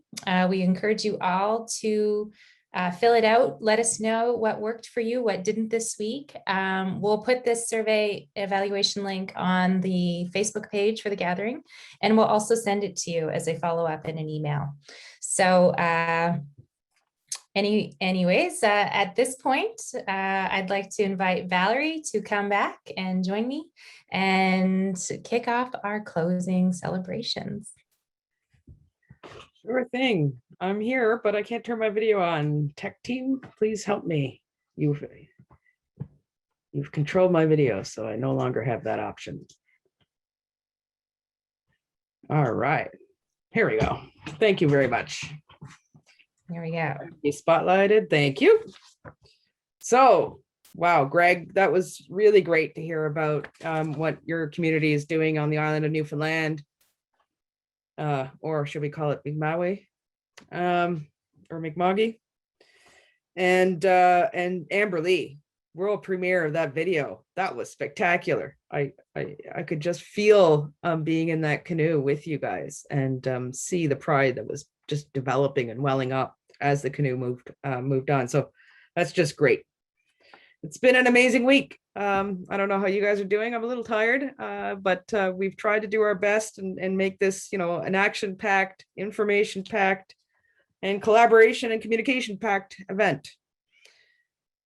In the midst of the painful news about our 215 children, it's been good to be with all of you and to find healing, connection, hope, and inspiration together.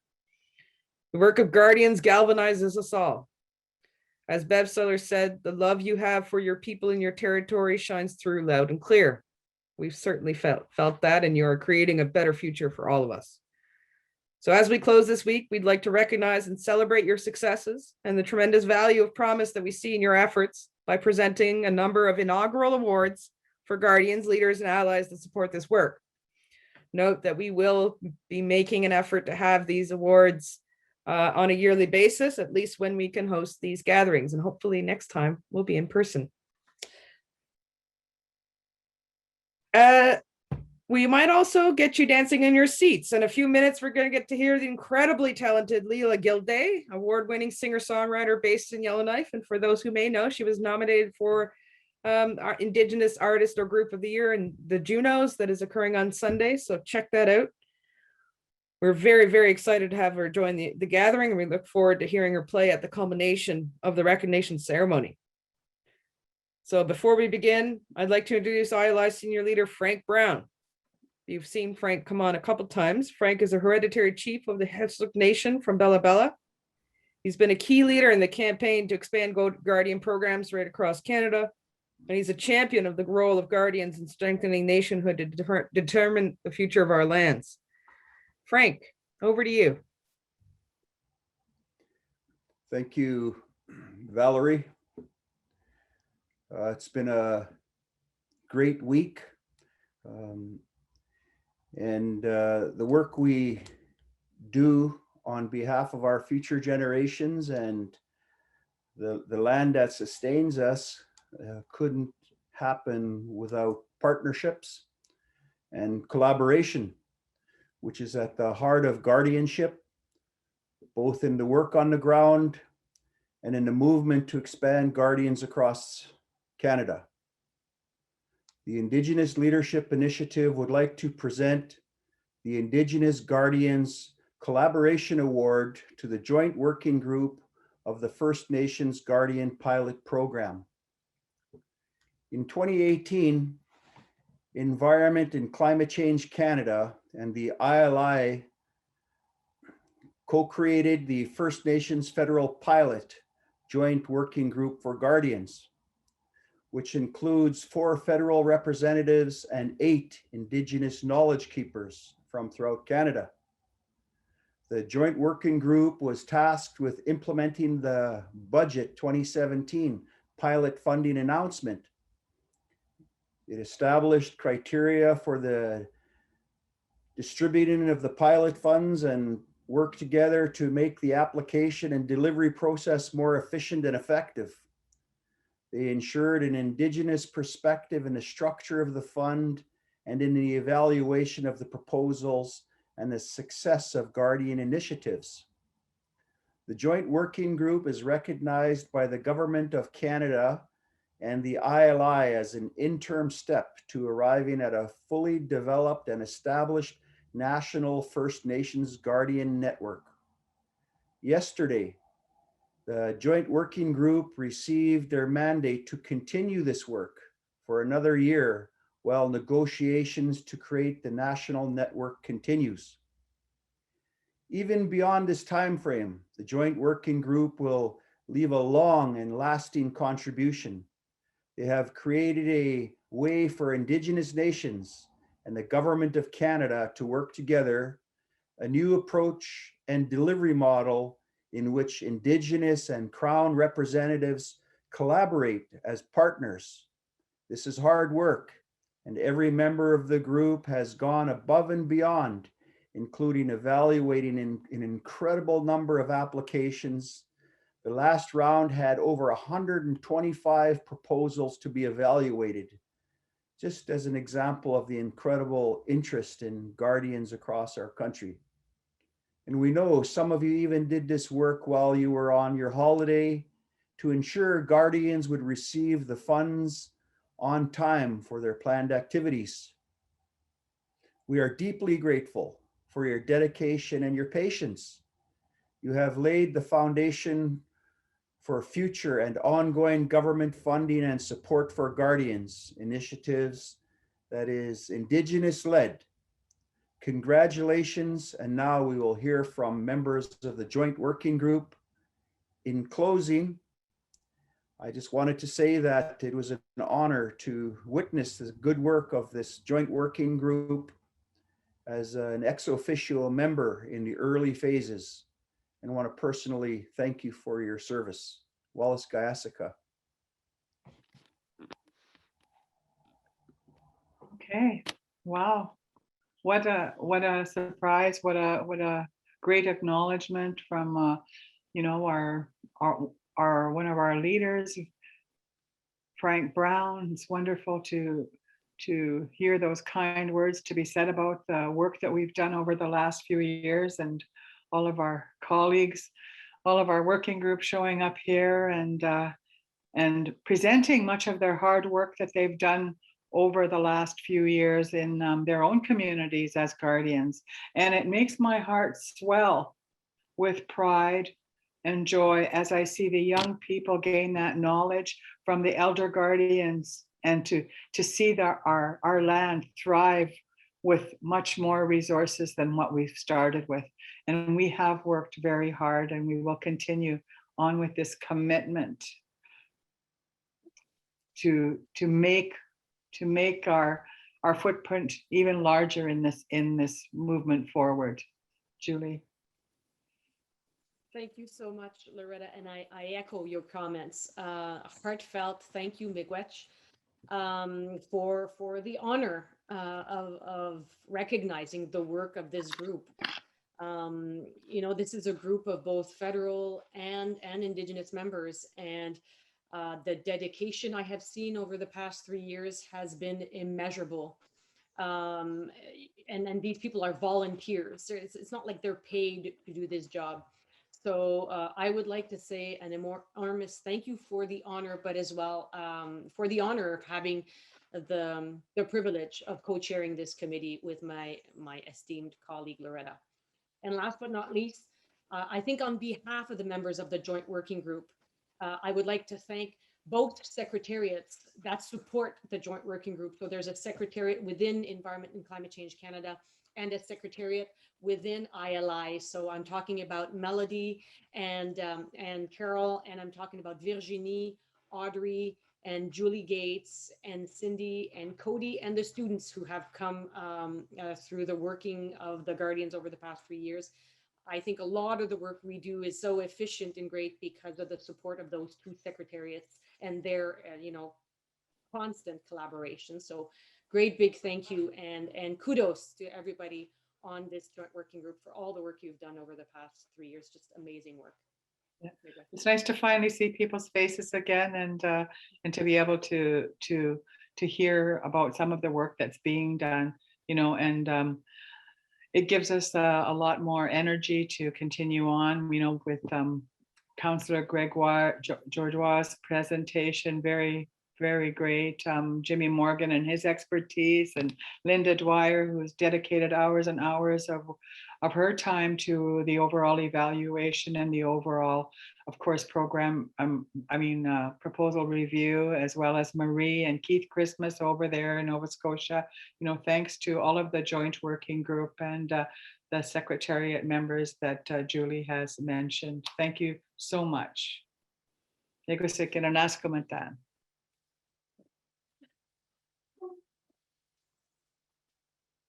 Thank you very much, guys. Congratulations to the Joint Working Group for this recognition. We're so proud of the work that you're doing. It's been great to get to know you better and see you in action. Keep it up. We're big fans. Thank you. So at this time, our next recognition award is for the Indigenous Guardian Ally Award. Indigenous-led conservation is just like it sounds, led by Indigenous peoples. But we welcome and appreciate allies who respect, support, and create space for our leadership to flourish. Steve Kallick is one of those allies. As the director of the International Boreal Conservation Campaign, Steve has been a fearless advocate and supporter of Indigenous-led conservation for his entire career. Tech team, could we also spotlight Dave Porter, please, because both of us are presenting this award. Early on, Steve worked in Alaska as a lawyer defending coastal rainforests and Alaska Native rights. He then worked with Pew Charitable Trust as the director of international lands conservation to build up its capacity to engage and support Indigenous-led conservation and initiatives, notably in Canada, Australia, and Chile. It is no exaggeration to state that Steve has done more to ensure that the international conservation philanthropic movement supports Indigenous-led conservation and stewardship than anyone we are aware of. Steve, you've been an incredible colleague and friend. I'm very, very, very proud of the work that we've been able to accomplish together. I appreciate your guidance and mentorship as executive director, your demonstrated willingness to learn everything you can about Canada and the peoples who call it home, and your particularly keen interest in culture. I hope you know how much you're appreciated, and while I know you prefer to be behind the scenes, it's important for us to acknowledge you. Now I'd like to turn it over to Senior Leader Dave Porter, another friend and colleague of Steve's. Yes, good morning. It's still morning here. Good afternoon and good evening. I'm coming to you from the unceded lands of the Stolo Nation here in Chilliwack, British Columbia. I'd like to begin by acknowledging our sister Bev Sellers. It's been a difficult week for many of us with the news out of Kamloops. It's triggered a lot of devastating memories for many of us. I unfortunately was interned in one of those schools for 10 years of my life. And I'm honored to join Valerie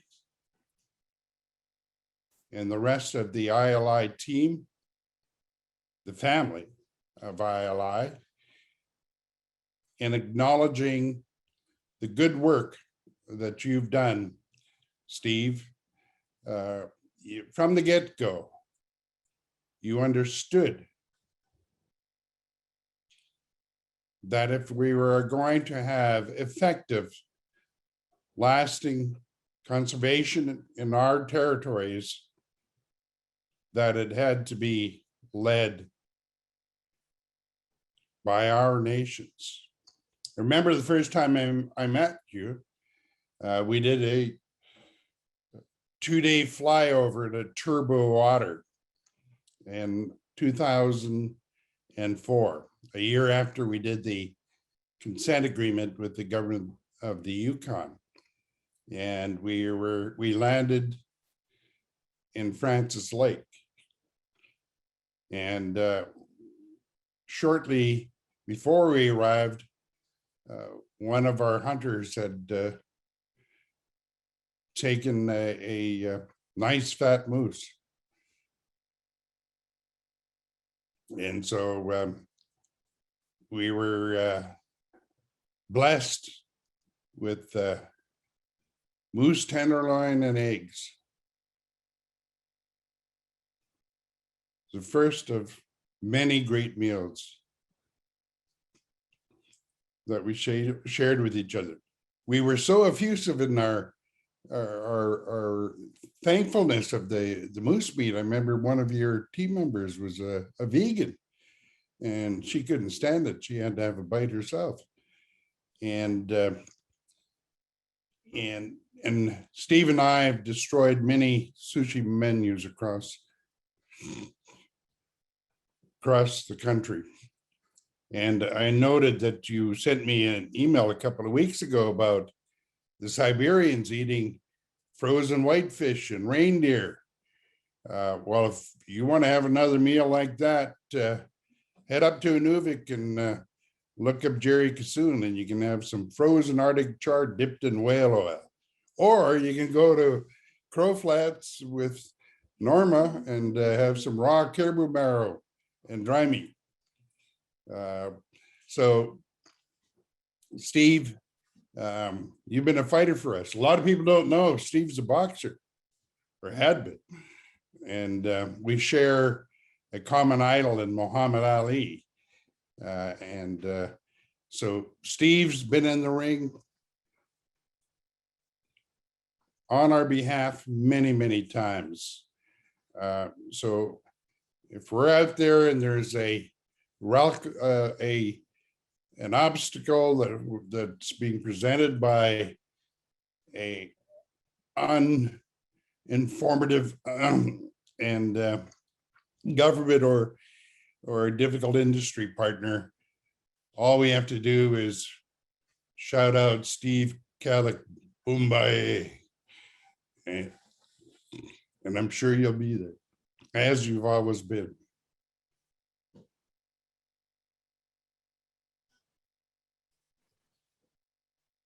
Dave, thank you so much. And Val, thank you so much. And two people that I respect and love so much to have given this award. I can't tell you how flattered I am. And as you know, I'm embarrassed to be singled out. And in fact, I can only accept this honor on behalf of our whole campaign. The International Boreal Conservation Campaign has been working behind the scenes for 20 years, supporting your efforts. And we aren't well known. We don't want to be well known. We want to operate and support Indigenous leadership. There are many of us involved. We work for many organizations. The Pew Charitable Trust, which has been a stalwart supporter of Indigenous conservation for over 20 years. Ducks Unlimited, United States and Canada, also 100% behind us. Resources Legacy Fund, where we now work. The Boreal Songbird Initiative, and most importantly, the Indigenous Leadership Initiative, which has grown out of our campaign and become the leaders of all of us. What unifies us? We're all committed to the great boreal forest and to our Mother Earth.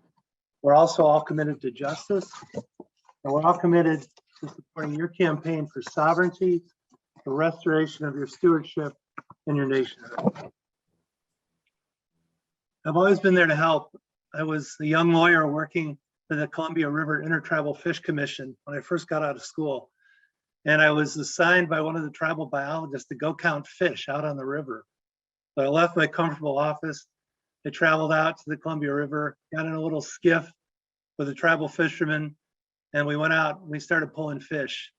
And I was standing there counting, and he got a load of them. He got a whole net full of big king salmon. Dave, if you'd been there, they would have all been in trouble. The fish was so much that I think that the captain was struggling a little bit. And I was standing there gawking and counting, and he looked at me and said, "Are you just going to stand there, or are you going to help?" And I thought, well, but that's not my job. And then I thought, I don't even know how to do that job. I don't know how to pull a fish out of a net. But then I thought, helping is my job. It's all our jobs. Every one of us is responsible for helping when we see something that needs to be done. And that's really the question that all of us have to answer every day.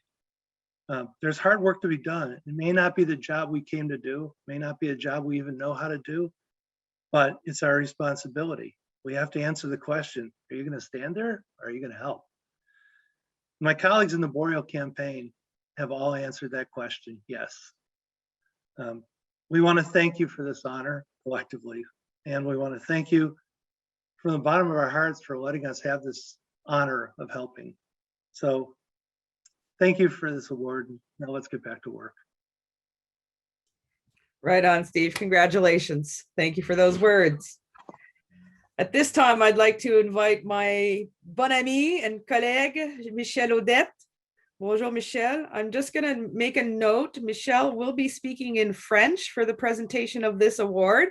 And so for those of you who would like interpretation, there is an interpretation button at the bottom, and you can click English, please, to select the English channel. That way you will understand what Michel has to say. Bienvenue, Michel. Oh, merci, merci, merci Valérie. Je suis contente de te voir virtuellement, mais j'ai hâte dans quelques semaines de te voir pour vrai. J'ai hâte d'être à la Mouchouane et puis avec toi. Kwe, Mathieu Denabeu, Jean-Luc, Chitanade. Alors, cher Jean-Luc, j'ai regardé tous les reportages. J'ai regardé ce que tu as fait et ce que tu fais avec bien d'autres gens là, de ta belle nation, notre belle nation, la nation Innu. Mm-hmm.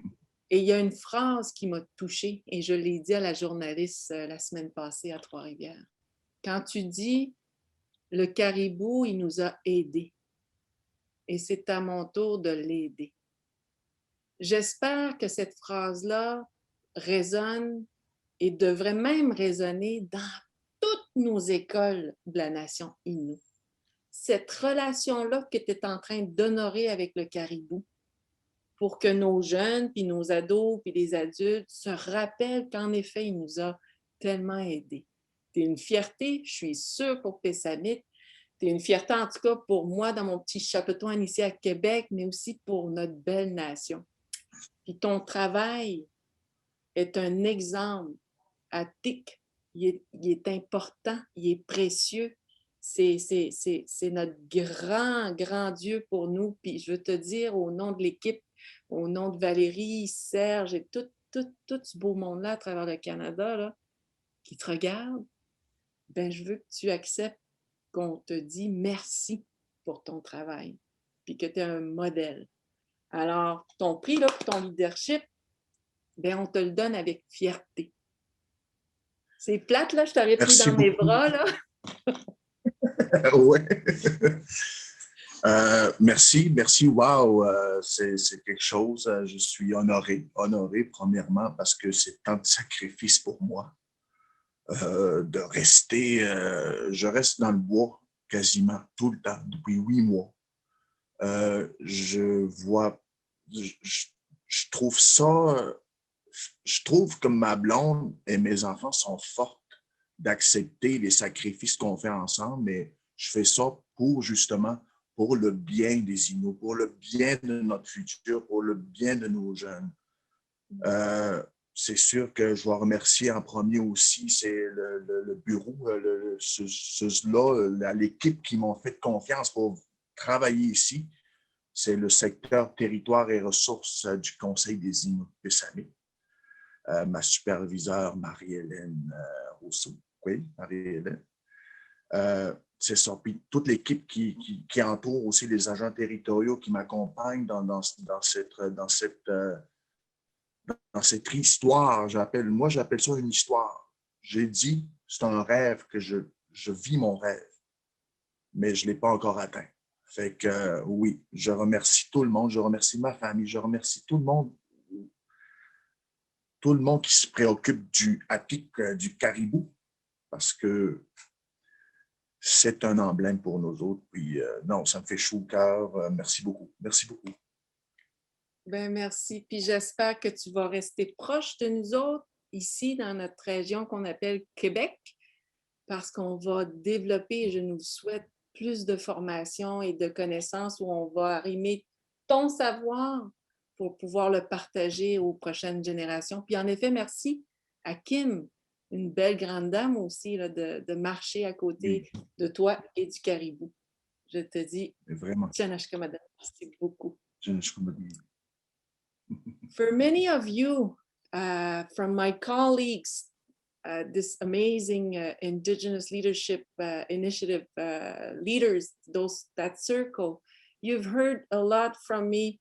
I'm anxious that we have somebody like you or like your nation out here in Quebec or in this region that we call Quebec.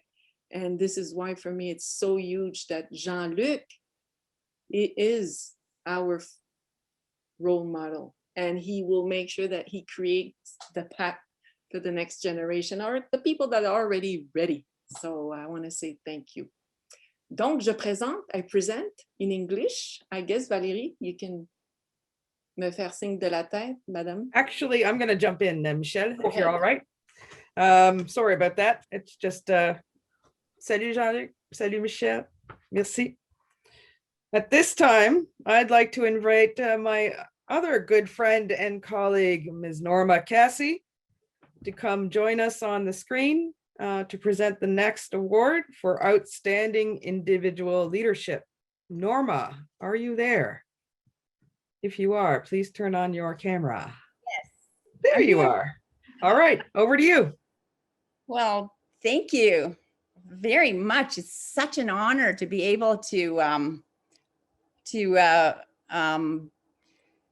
give this award to Jared from the Tahltan First Nations, Jared Kwok, Individual Leadership Award.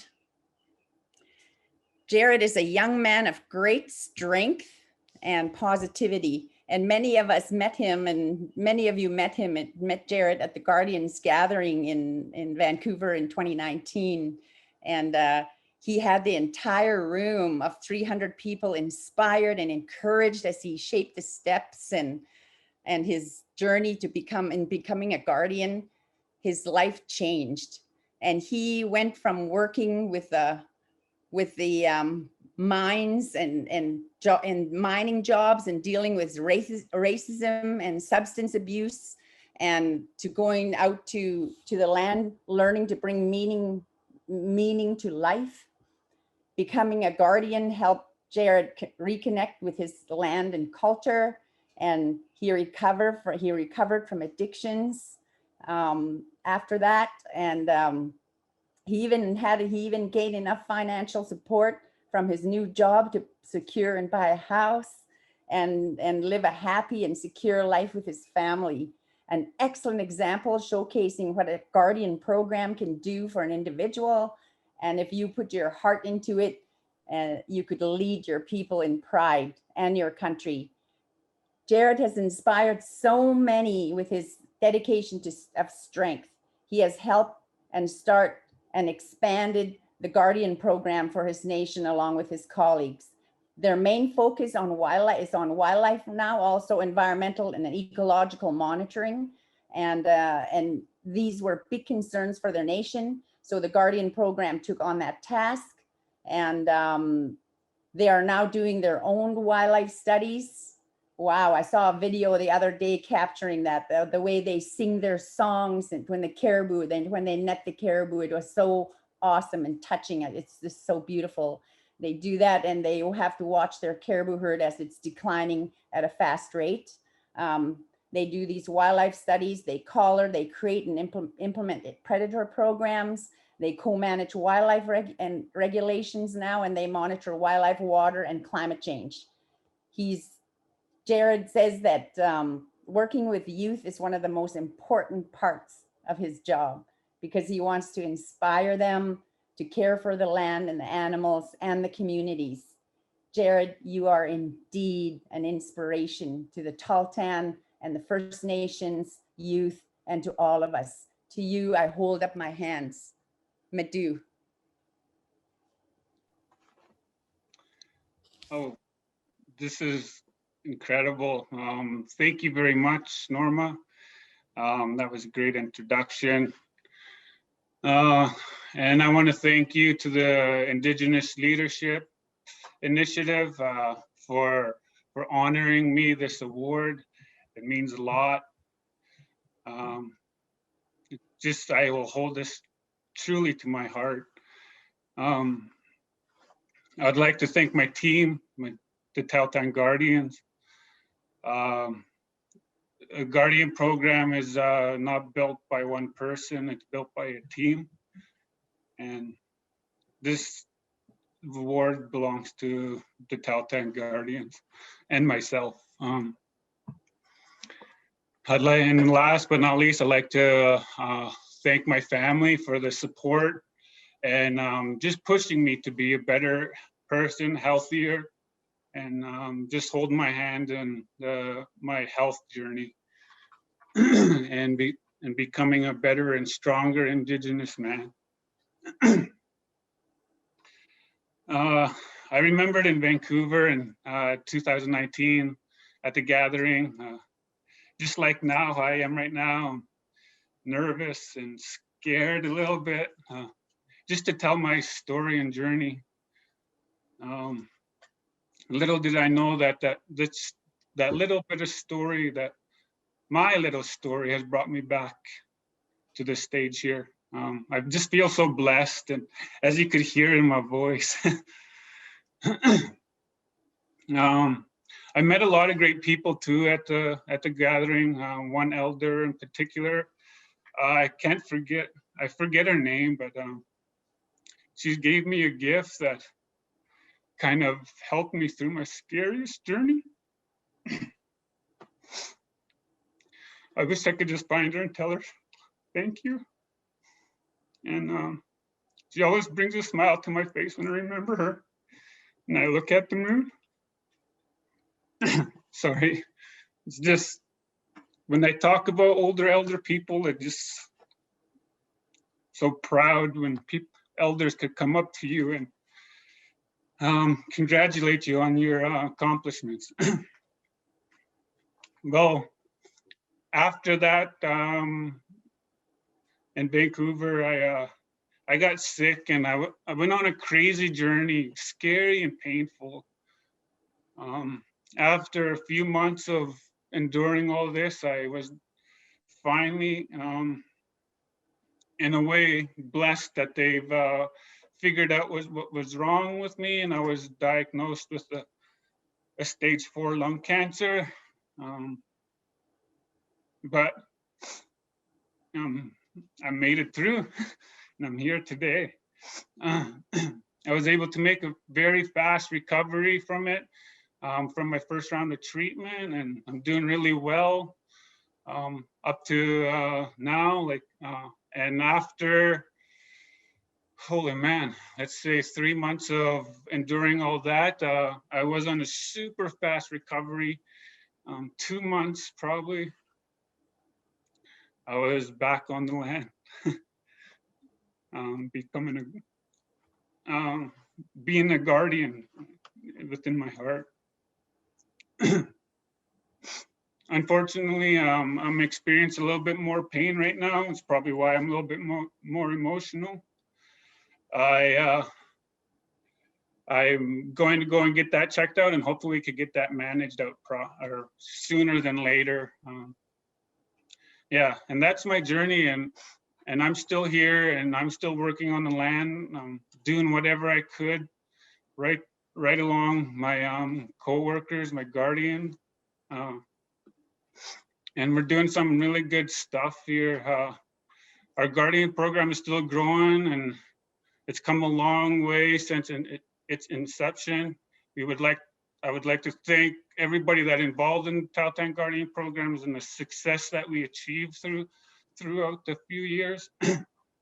We have implemented Tahltan predator reduction programs to occupy winter seasons to help reduce stress in moose populations.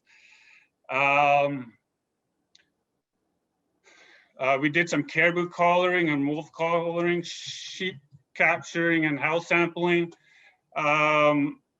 We were able to participate in a lot of wildlife management and implementing a lot of cool water quality monitoring programs.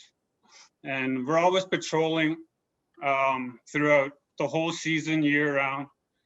And I know my time's up and I wish I could have said a lot more, but I'm truly blessed to be in this position to inspire youth for tomorrow and to continue our important work for the future. Thank you all and love you. Madu.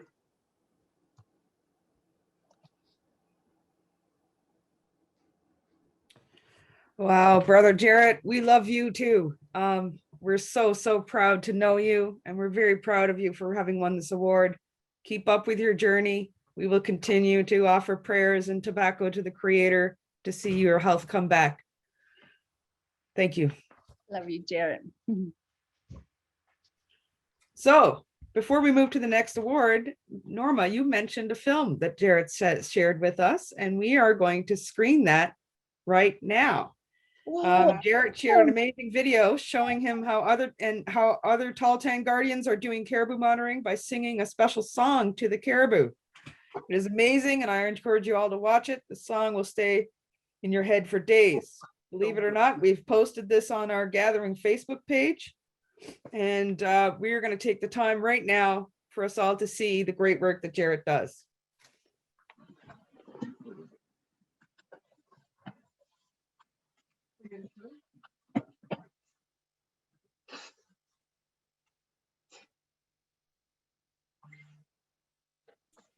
Tech team, there is no sound, unfortunately.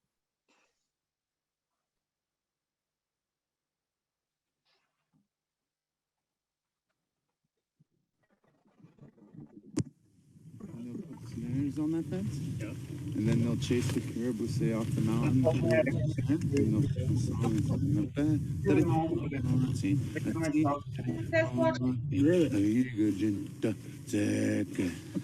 And you gotta make that voice. Then you go,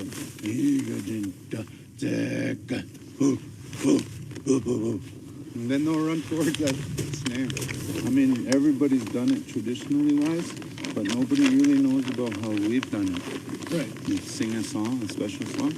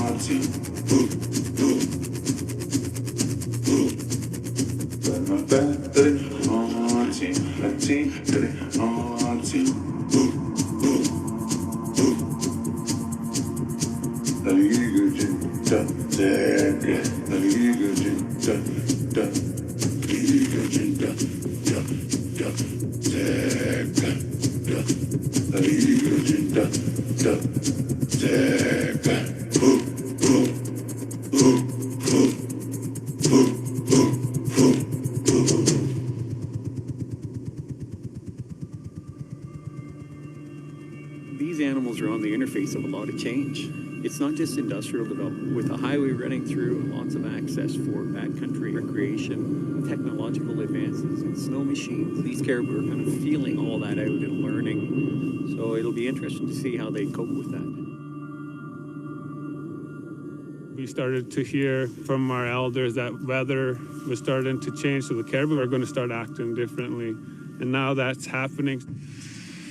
The community has been expressing concerns about changing caribou behavior. And there's a suspicion that it could be linked to global climate change. In Tahltan, we call caribou Hudzi, and it's very important that we understand where the caribou are and how far they're going from our home.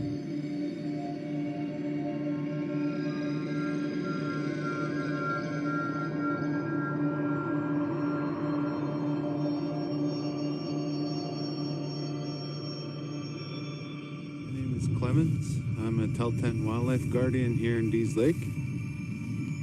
Today we're doing caribou capture and also adding collars. All right, go ahead.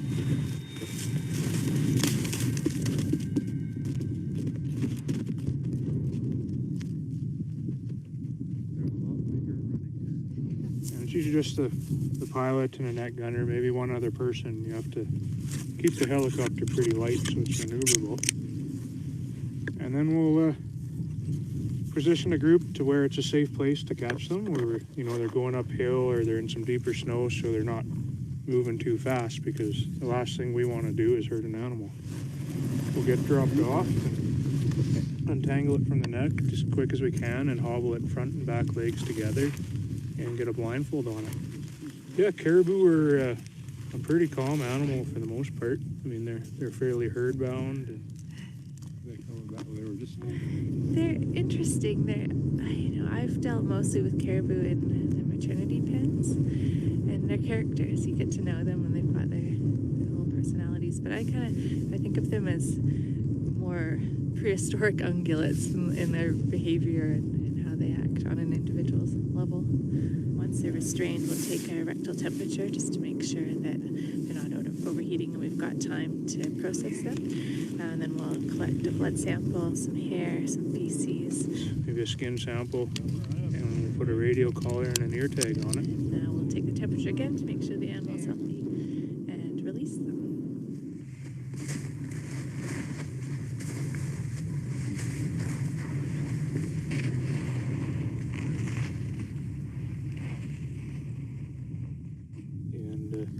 It's really quite a fast, low-stress operation for the caribou. It's usually only about a minute or so to chase it, and they're on the ground maybe 10 minutes, and then we let it go. And they definitely do kind of have a personality, as you saw when we just released that one. They just kind of give you a look back. Okay, I guess we're done with that, and I'm gonna go on my way now.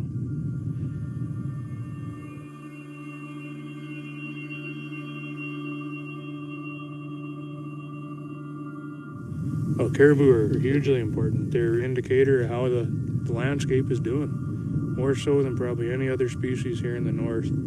They need that large, expansive, intact habitat. When your caribou aren't doing well, it means there's something not right on the land. I'm just happy to be a part of this project. It's proactive wildlife management. We're not waiting until there is a problem. We're getting the knowledge now and integrating traditional knowledge.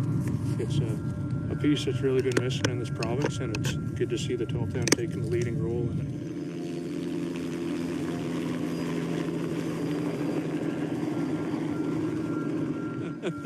You don't get to do things like this very often, but the work's going to a good cause. Because this is bringing traditional and local knowledge into wildlife management. As a nation, we want to understand our caribou a little bit more, and this is going to determine what they're up to.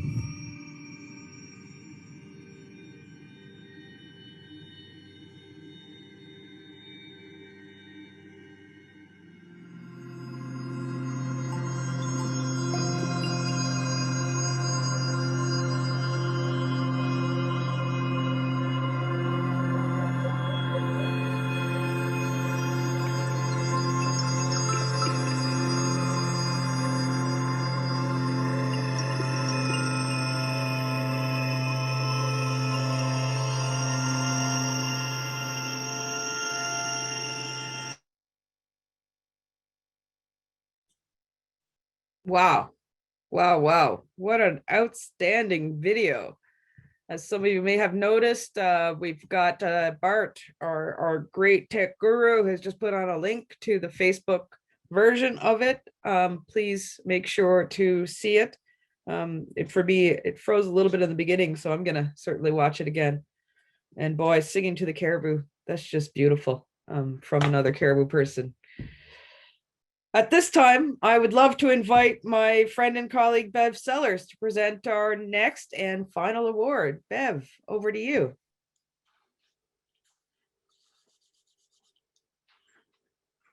First of all, congratulations to all the award recipients, very deserving. And Jared, oh my God, just like Val said, wow, that is so awesome and so inspiring. Thanks, Dave, for the shout out. Those institutions affected us all, and yeah, we just have to deal with it and carry on. So a few years ago, ILI and others in our circle had the absolute privilege of being hosted by the Haida Nation in their territory. And thanks to Miles Richardson, we spent a few glorious days on Haida Gwaii. We were toured around to their villages and were introduced to the guardians, the elders, and the beauty of their home. And that's when I first met Captain Gold, who is a Haida watchman and an original guardian. He is also a historian, an archaeologist, a skilled sea captain, a lover of music and Haida gatherings, an incredible photographer, and so much more. In the early 1970s, Captain Gold paddled over 160 kilometers down to Skungwaii in what he said was a Simpson Sears special 16-foot fiberglass canoe. His journey was to an old, overgrown Haida village site. He took it upon himself to start cleaning up the village and told everyone, I was trying to show the ancestors that somebody cared. He is also a great storyteller, and I hope if you haven't heard his story that you can hear him tell the full story at some point. When he returned to his community, he recommended creating camps managed by Haida youth and elders who could sustain the site, care for the lands, waters, and welcome visitors. Out of Captain Gold's groundbreaking move and visionary ideas grew the Haida Watchman program, one of the first modern guardian programs in the country. It also helped inspire the creation of Guayhanas National Park Reserve and the Haida Heritage Site. So we opened this conference with tributes to the 215 children's graves found and the many other children who suffered and died in these institutions.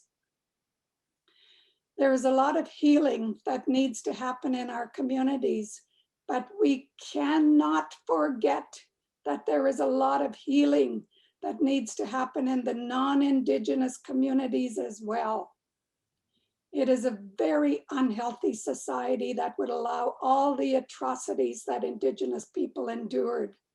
And it is a very unhealthy society that allows the tremendous abuse of lands and waters.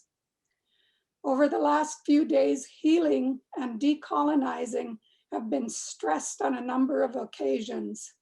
And I believe that Captain Gold began the process of decolonizing and healing with his journey and his vision. Haida rights were not recognized when Captain Gold made that journey to Skungwaii in the early 1970s. Captain Gold and his people have successfully reestablished their presence on their land and their sea. Because of Captain Gold's initial efforts, followed by the legal and political successes won by the Haida Nation, there is no denying the rights and title of the Haida people. As Miles said yesterday, they are now teaching visitors how to behave in their territory. And that to me is the ultimate healing and decolonization that all of us must engage in our own territories. Captain Gold, your trailblazing has inspired people up and down the coast, across Canada, and all the way to Australia. I just want to say that on behalf of ILI, I am truly, truly honored to be the one to present you with the inaugural Guardians Trailblazer Award. You are so deserving of it.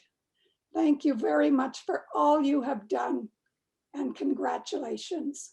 And I'll turn it over to Captain Gold.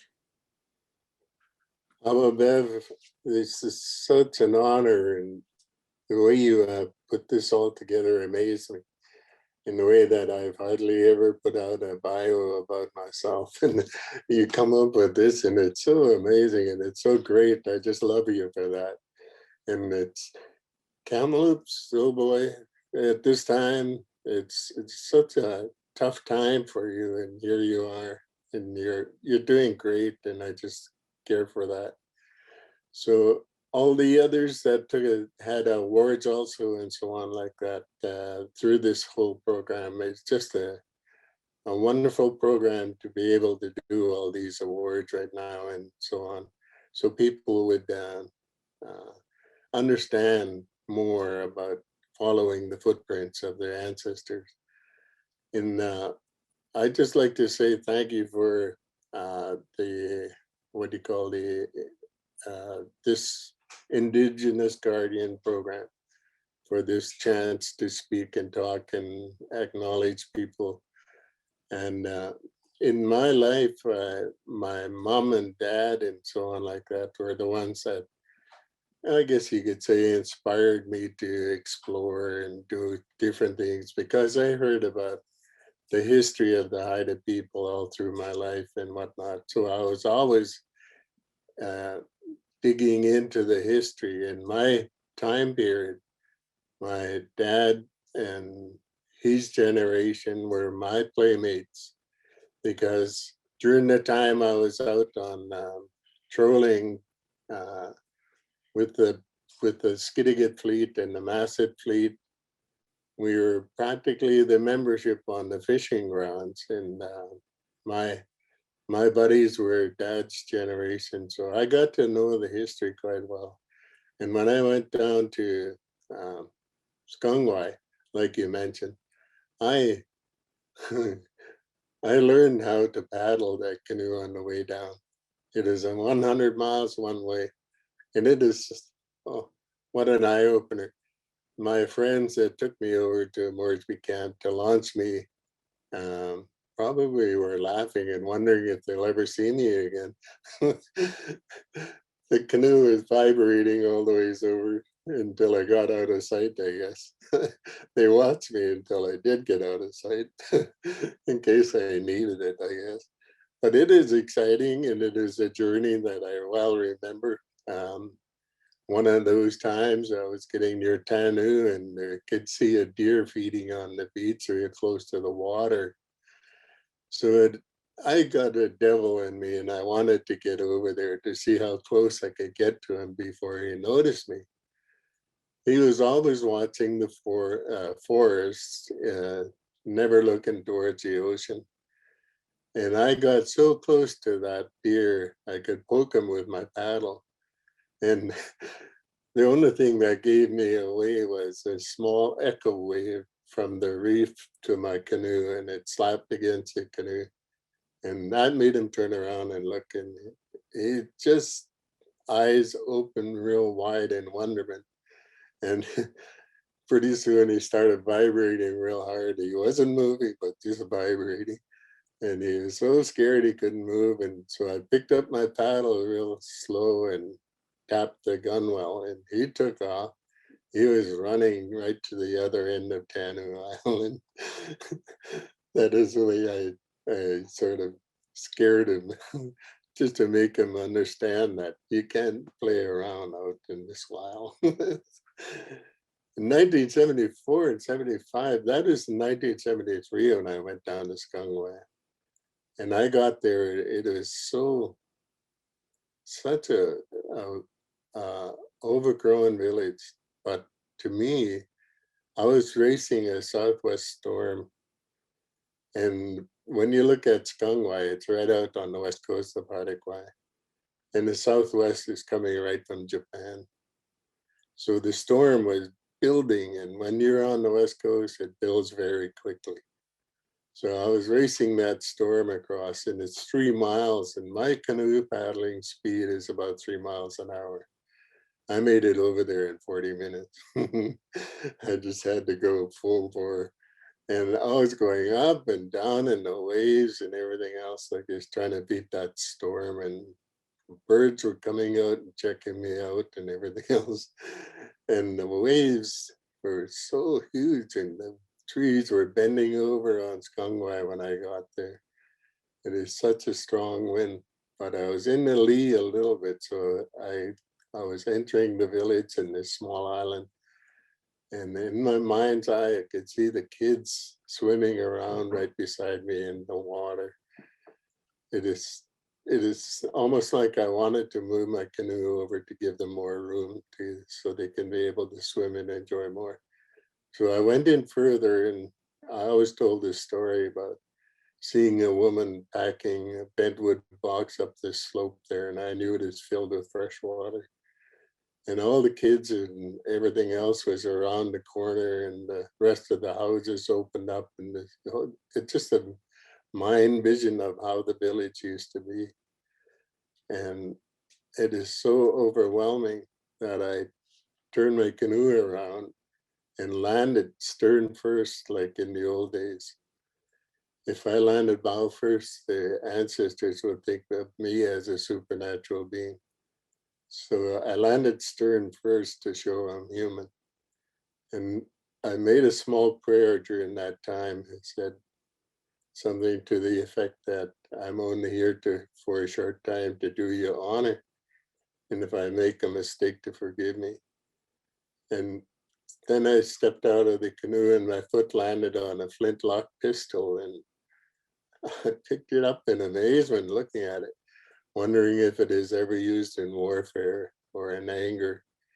And then I put it back in, and then I went into the village and started my life there in the way that I got the knowledge. I'd be there for over 20 years, and it worked out that way.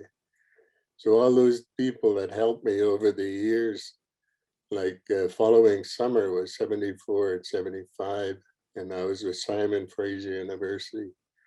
And we did a coastal survey all over in the lower South Moresby and added hundreds of new sites to that program. And so in the 70s anyhow, there's very few visitors. I think in that first summer there, I had 30 people, and they all arrived in one day. So in the rest of the time in the 70s, they get some programs, wilderness programs from Vancouver schools, Prince of Wales School and whatnot, and Eco Summer Kayak Group and so on. And I created so many different programs during that time, late 70s, when started to think about creating the Haida Gwaii Watchman program. And sitting down in Skidegate Bank Council office with Miles Richardson, with Gujan, Mike Nichols, Paul George, Richard Krieger, and we started talking about it. I was in Skidegate director for the Islands Protection Society. So Huckleberry was sort of the main man inside of that Islands Protection Society. So he asked me, we just come from, by the way, I just come from the museum symposium. And he asked me, how would you protect South Moresby? And off the top of my hat, I just told him, we start a Haida Gwaii Watchman program. And the logo would be the watchman on top of the pole, because that is 3 brothers that warn the household of approaching danger. And to us, the household is all of South Moresby. So the Haida Gwaii Watchman, we had to get somebody to do the logo, which would be the watchman on top of the pole. So that began the whole ball of wax right there. Everything started escalating after that. And the loggers that were fighting to log some Moresby had to back off and give it up. And then we created the National Park Program Reserve. And we kept on doing all these things. I always remember Gil Slagaji Sting, Miles Richardson. He was he was acting band manager during that time when I was talking to Huck, and he was the one that helped create everything during that time. So it is a really great time. Another one was supporting from Chief Kumshawa, Charles Wesley and his wife. They were always in what you call, they created the Watchman reputation. Chief Kumshawa, Charles Wesley, and his wife Caroline. And then Chief Gitgun Johnny Williams of Tanu, and then Chief Skiddigan and his wife Irene and their boys for Hot Spring. And then their dear wife Bernice for Skungway. I see all those people are gone now, but they had created the Watchman reputation. And then during that time, over the years with the A&B and National Park Reserve and all that, many people came to us over the years to learn how the Watchman program works, and then the Guayhanas, how it works, how the Archipelago Management Board works, all those, and they come to see how it is working so they can adapt it to their own world when they get back to their place. So some of the people that helped really bring this village to light would be Chief Conservator in the Provincial Museum, Richard Beecham. Him and I worked on a program where we're doing a conservation program over the standing monumental carved poles. Never been done before. So it is quite exciting to do this in the way that the monumental art stayed out in the wilderness. We didn't want to add any chemicals. So all we did was just remove the parasite plants and open it up to the sun and the wind. And then Petrocan came along and joined me on tour. All these people joined me on tour in Skungway. They came along and wanted to know how they can help. So I, right off the top of my hat, I created the archaeology inventory program to do an in-depth study in the surrounding area of Skungway so that we can find out what supported Skungway in the old days. So they were really happy with that. And we went through 3 seasons with that inventory. And that's all in the 80s. So BC Parks, Hugh Mercedes, come to Skungway, did a tour with me. And he wanted to know how he could help also. So I said, well, why don't you just build a longhouse here in the Haida style to be able to look after me? And because I'm living in a tent, he was so happy to do it in the way that I did a scale drawing for him. And he was in Smithers, BC during that time. So he took my scale drawing, got a blueprint made, asked me to go over there and take a look at it and give the final approval and everything else. Then I went back during the time they're cutting the timber, and everything got okayed. So they went ahead and got all the timber cut, and then they brought it over to Queen Charlotte, and then they loaded on a fish patrol vessel and took it all the way down to Skungway with a Haida crew that I recommended. And in 14 working days, we had that longhouse built, and I was smiling away, living in a longhouse at Skungway. It is such a joy. And then big thanks to my mom, who always wanted to keep an eye on me. And like when I went there in 1973, at the end of 73, I would have been 31 years old. So she always wanted to keep an eye on me in the way that I phoned ahead one time, telling her that I was on my way home and to expect me on a certain date. And here I ended up getting stormbound someplace. So she was up all until late in the night, the day before I arrived home. sitting at the window with binoculars. And then early in the morning got up and she was still at the window, according to my sister, Irene. And she come back to Irene and said, smilingly, he's finally coming home. So all those times, there just so many people and so many great times. And I always want to thank Wesley Pearson in the way that when he was a logger and I was a logger, he was a pretty good friend of mine. And then when he found out I was going down to Skungwai every summer, when I get home, he'd corner me somewhere in the community and he wouldn't let me go until I told him everything about what I did during the summer. And they always finished with something like, I was just about to put together a group of people and go down there and capture you and bring you home. So when I got the Watchman program going, who should join for right away but Wesley and his wife, Bubby. Oh God, those people were great and made the reputation for the Watchman program for Windy Bay. And when Wes gets home, I turned that around when he got home and I said, you know, Wes, I said, I was just about to put together a group of people and go down there and catch you and bring you home. He just turned to me and he said, yeah, my babe and I sure love it down there. So that is it for it. And thank you for this award. It's such a great honor and it's so good to see you again, Beth. And take care. Hawa.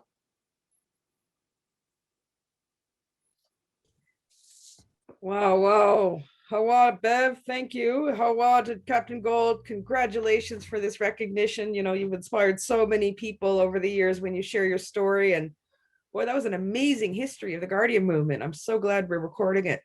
That was amazing. So thank you. And congratulations to all our award recipients. Thank you so much for your leadership and inspiration. Now, because we were in a virtual setting, we couldn't really hand you the award in person. So you will all be receiving an award by the mail. And I know our great team at the ILI will be getting in touch with you to make sure that you do indeed receive that award. And now I'd like to welcome and invite Leela Gilday and encourage you to all start moving in your seats. I know I will. Leela is a singer-songwriter with several awards to her name, including a Juno, 2 Western Canadian Music Awards, Aboriginal Female Entertainer of the Year, and so many more. She's nominated for this year's Indigenous Artist or Group of the Year for the 2021 Juno Awards, and which are happening on Sunday. Leela, we're going to be cheering you on the whole time. 50th anniversary of the Junos. This is a big year to get it. Okay, she's based in Yellowknife, but her family's from Delaney on the shores of Great Bear Lake. She infuses her song with a sense of history, social justice, and a little bit of humor.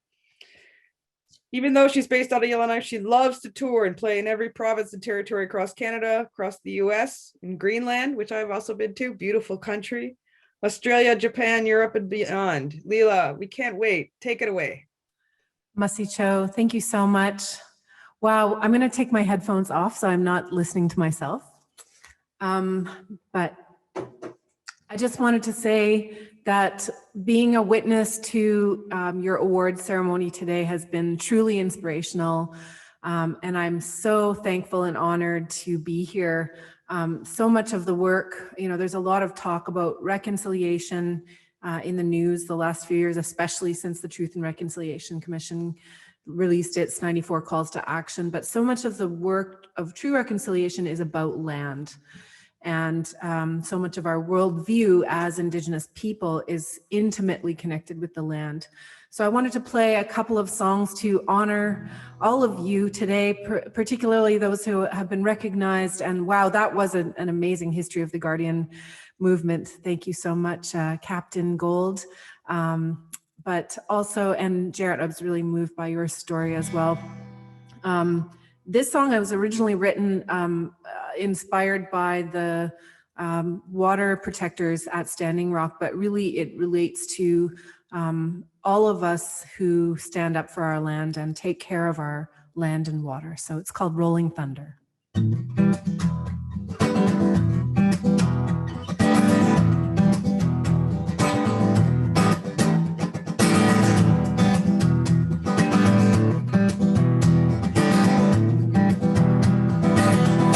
There's a rolling thunder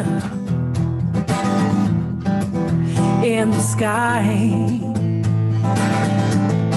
coming on, yeah, yeah, drawing nigh.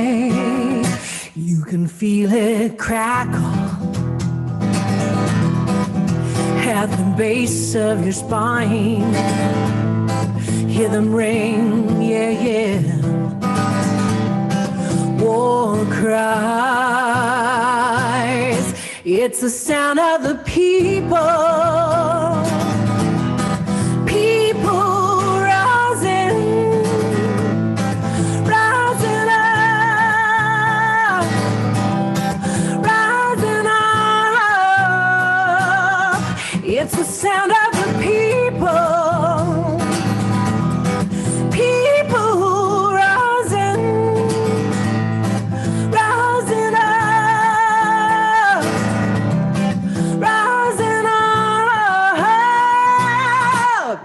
Hear them gather from across the land. The people of the horses, the people of the sea, people from the desert, and the ones from the sea, branches from ancient tree. Hear the sound of the people. People rising, rising up, rising up. Hear the sound of the people.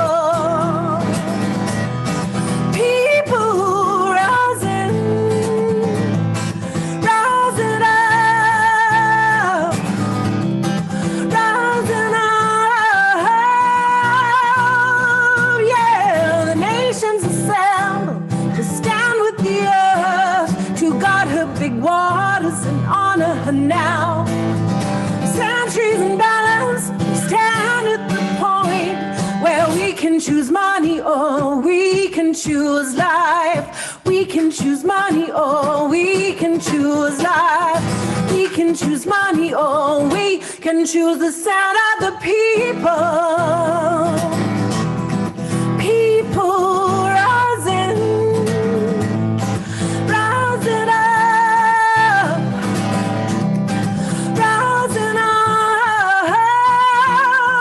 Choose the sound of the people. People rising, rising up, rising up, yeah. We can choose money or we can choose life. We can choose money or we can choose life. We can choose money or we can choose the sound of the people.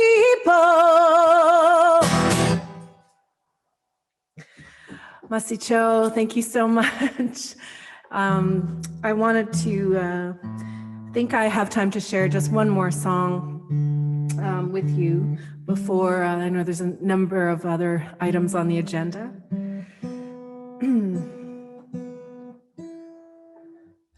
Last year, I was asked to write a song for the World Cup of downhill skiing, and which is, you know, I performed at sports events before, and I actually, or not downhill skiing, cross-country skiing, and I actually cross-country ski myself. I love getting out on the lake and everything all winter.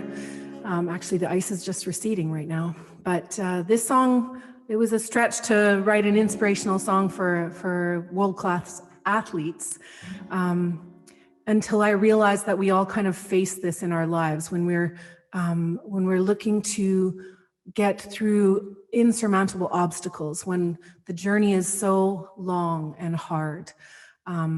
What do we draw on? And I always am reminded of a saying that I saw written on the walls in an old jail in Cambodia, and it was, our revenge will be the laughter of our children. And so when I'm facing tough times, I always remember how much courage runs through our DNA, how much resilience. And so this song I'd like to send out to you today, it's called Giants. It's about how we're connected to our ancestors. Even as we move through these dark times, we can draw on that strength. Masicho, for the work that you do, Indigenous Guardians. It means the world to all of us.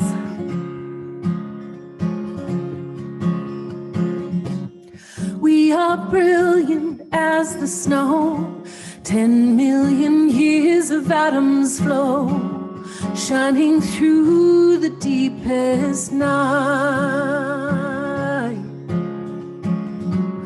Trust the stars to bring you home, though you're out there on your own. Ancestors guide you to the light. Ancestors guide you to the light. Shine bright, feel strong. We are giants in our hearts. Well, hey, well,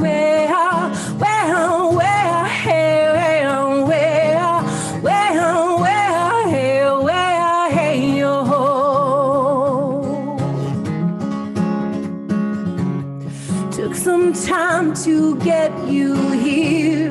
Looking back, we feel the tears. We remember what we gave. Letting go of all our fears. Thankful for 1,000 years. Courage in our DNA. Courage in our DNA. Shine bright, feel strong. We are giants in our hearts. Well, hey,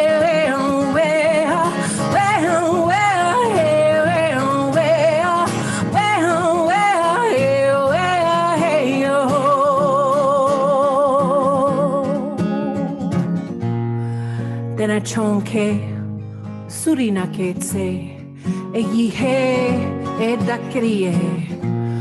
Their blood runs through our blood. Shine bright, be strong. We are giants in our hearts.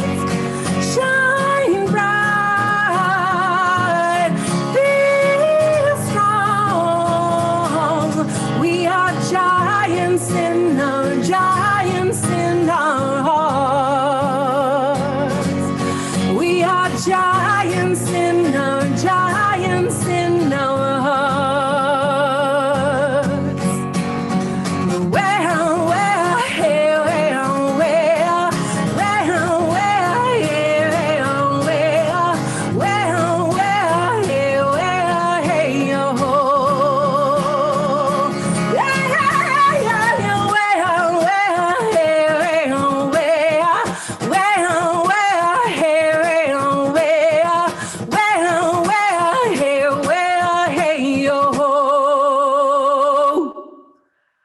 Masicho, everybody.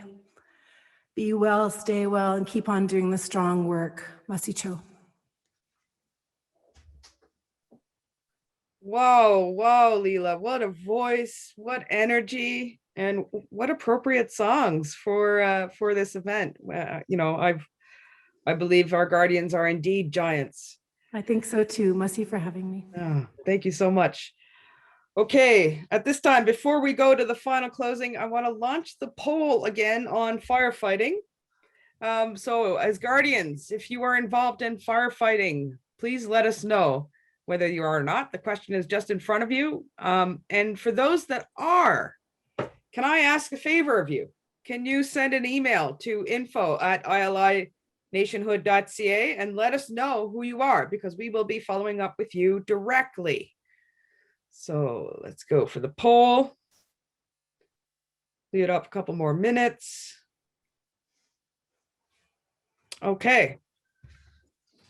Thank you so much. Now, before we go to the final closings, there are 3 more sessions, by the way. We're going to go to Nijitsul, then we're going to go to Dave Porter, and then we'll have our final closing ceremony. So Nijitsul, you've been busy today. How's it going? I am just feeling all the emotions. It's always so beautiful to hear Leela, and you know, those words, courage in our DNA, shine bright, feel strong. We are giants in our heart. I am fully moved. So thank you, Leela, for that performance.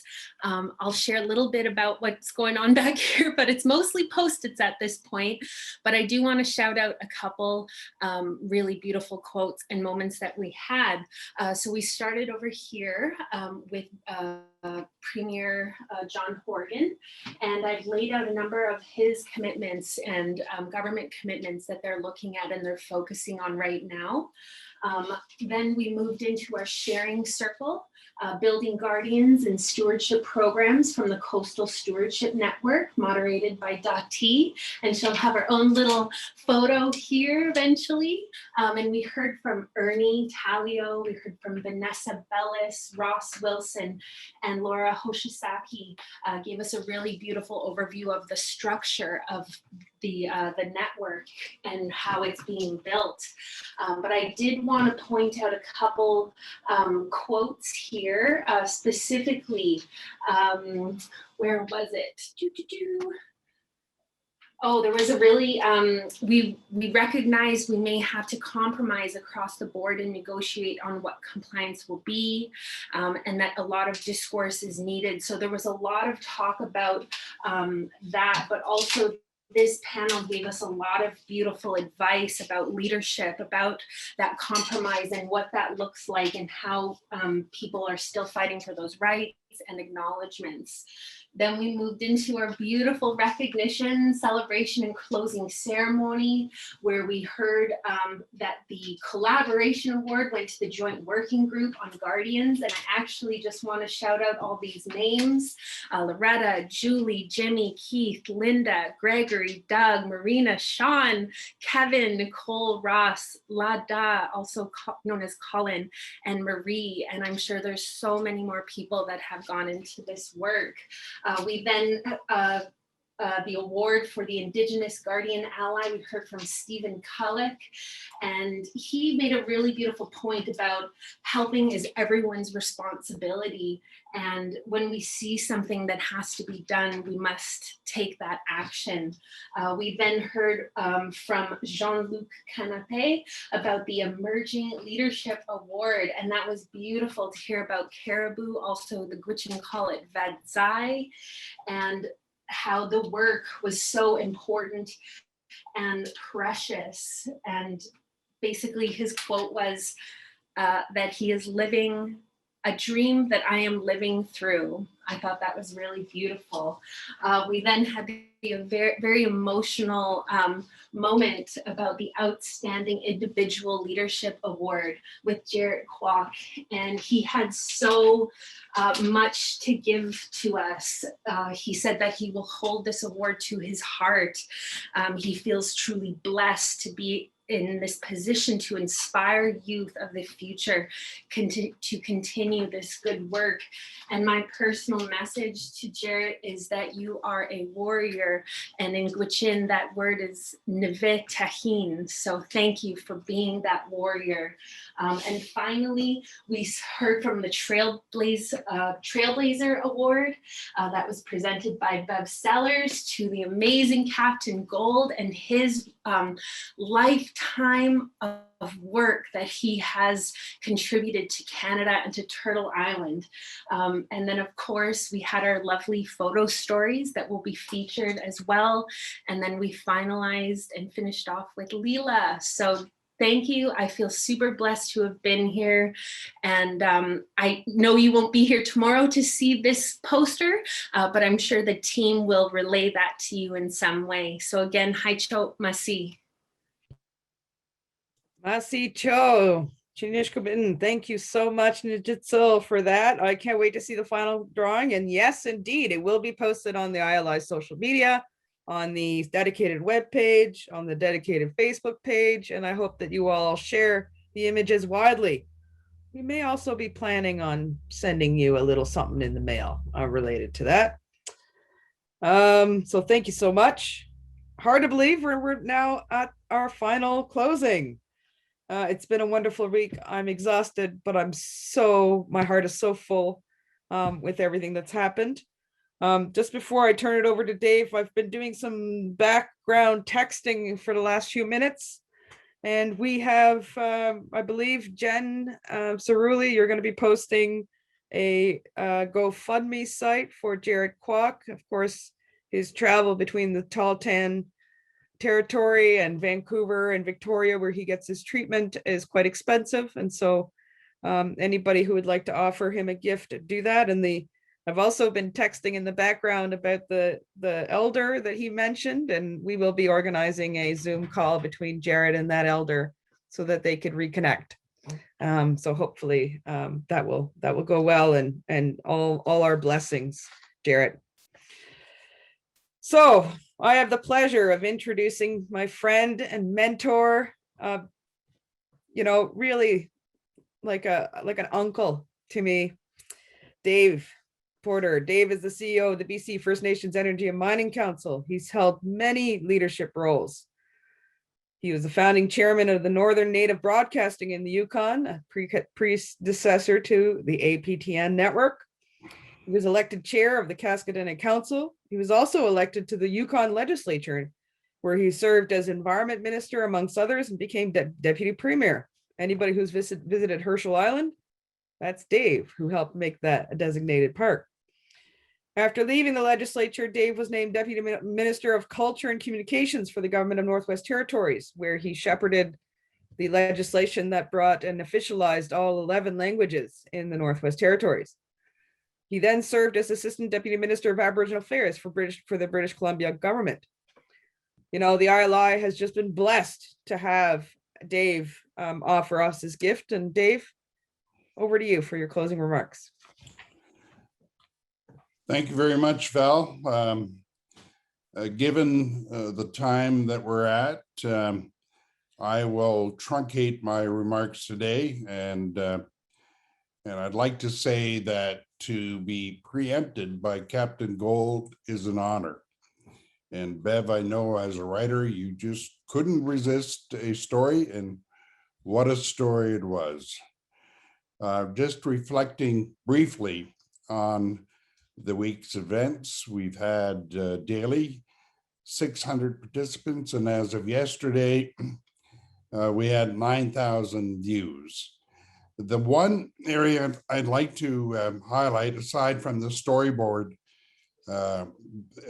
creative event that we've witnessed every day, is the Guardians photo story.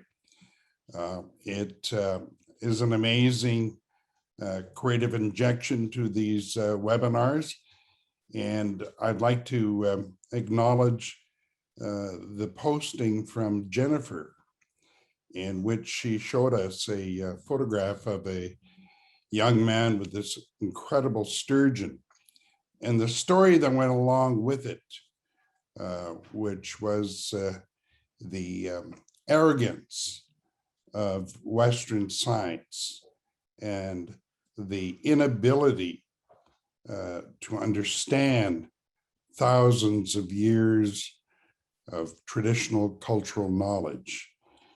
And for me, that story epitomizes what the Guardians are all about. And I'm sure I speak for every member of the ILI team when I say that the highlight of the work that we do is this event, participating with the Guardians right across this country and beyond.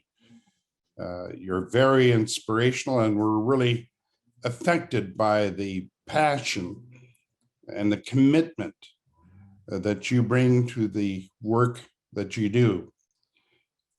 We need Guardians. We need more Guardians.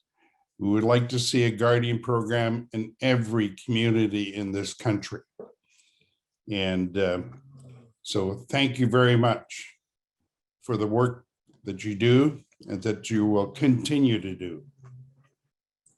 I'd like to begin by thanking those that have helped to make this Guardians event hugely successful. I'd like to begin by thanking Eden Toth, who has provided the technical support for this event.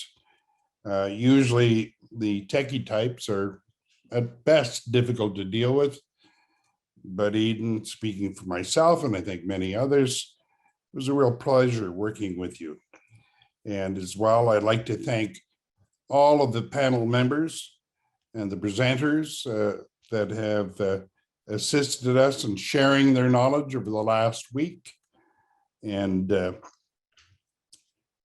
special thank you to Dottie and Valerie for the amazing management of this week that you've demonstrated.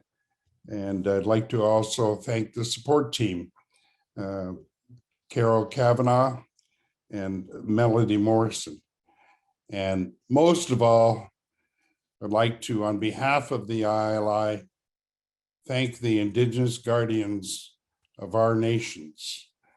And in closing, my final remark is that Mother Earth is speaking to us. And if we're going to survive as a species, we must listen.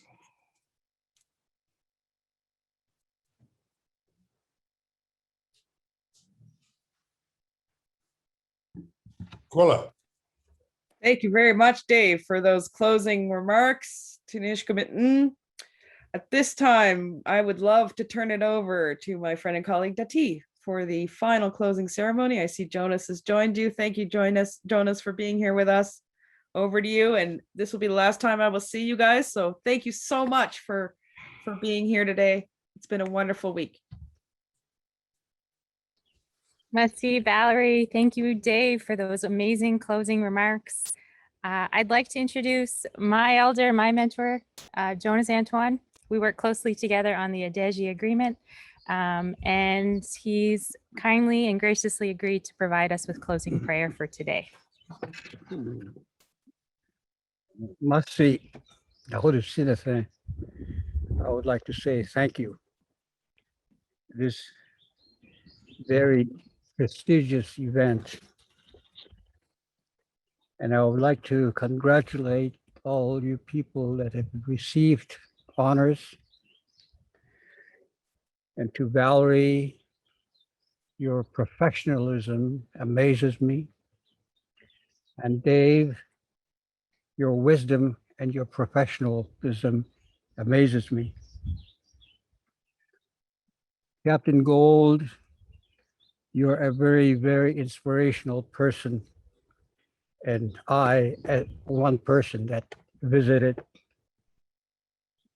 your area, I was very, very impressed. And we, the people here in the ditch, will take your knowledge and the experience that you have, that you convey to us, and we we use that quite a bit. And for that, thank you. And to Jared,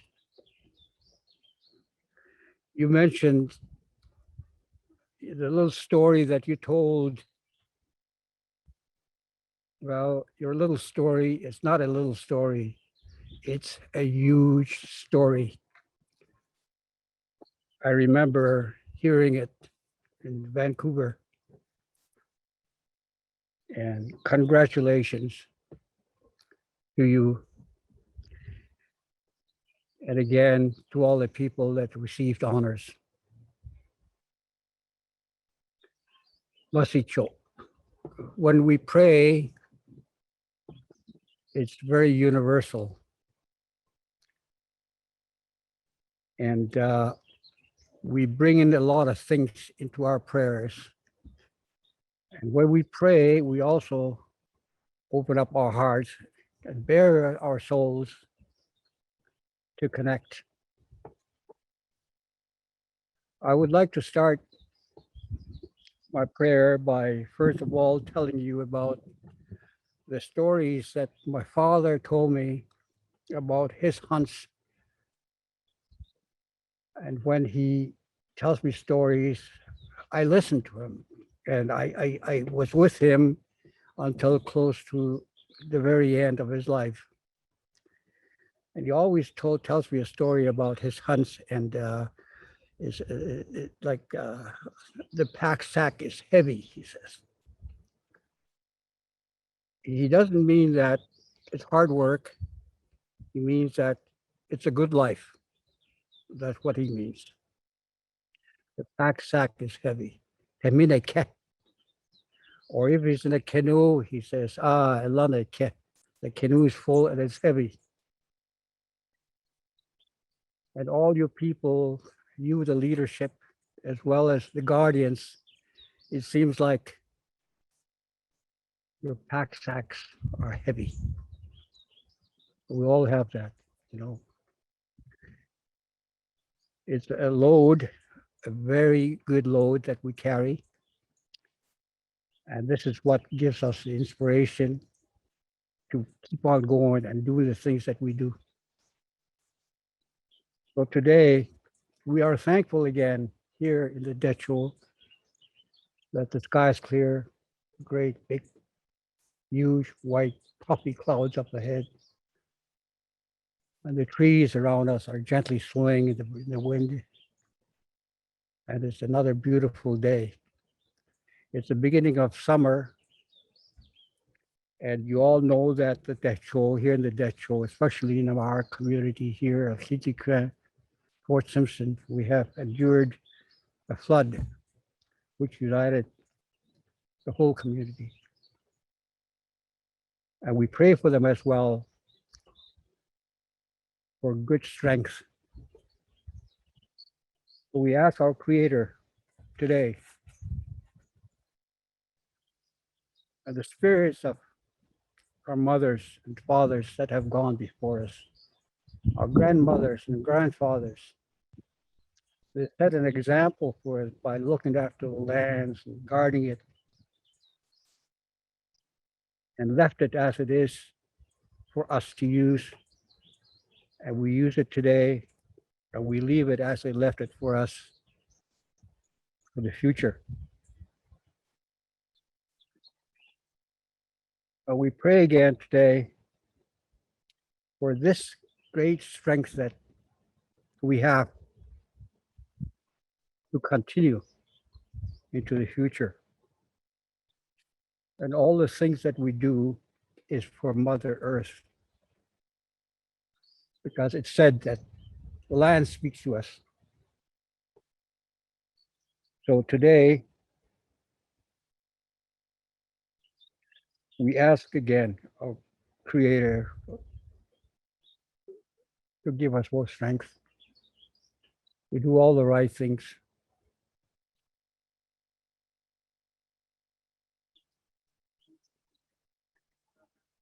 And with emotion, to look forward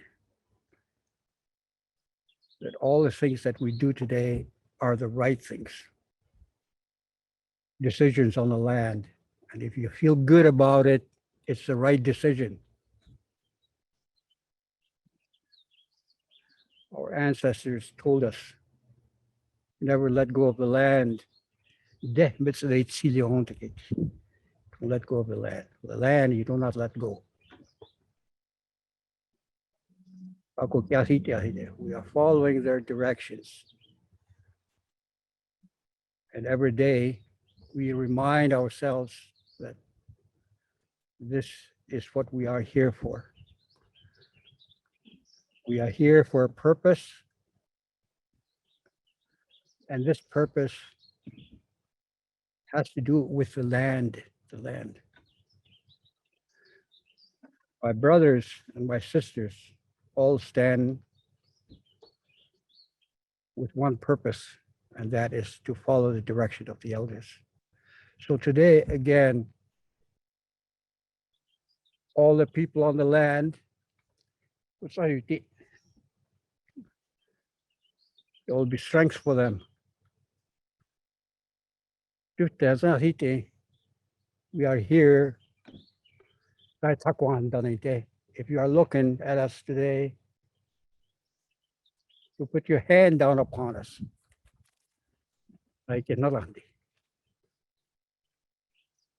No, it's in a heck, how you day. We have for strength.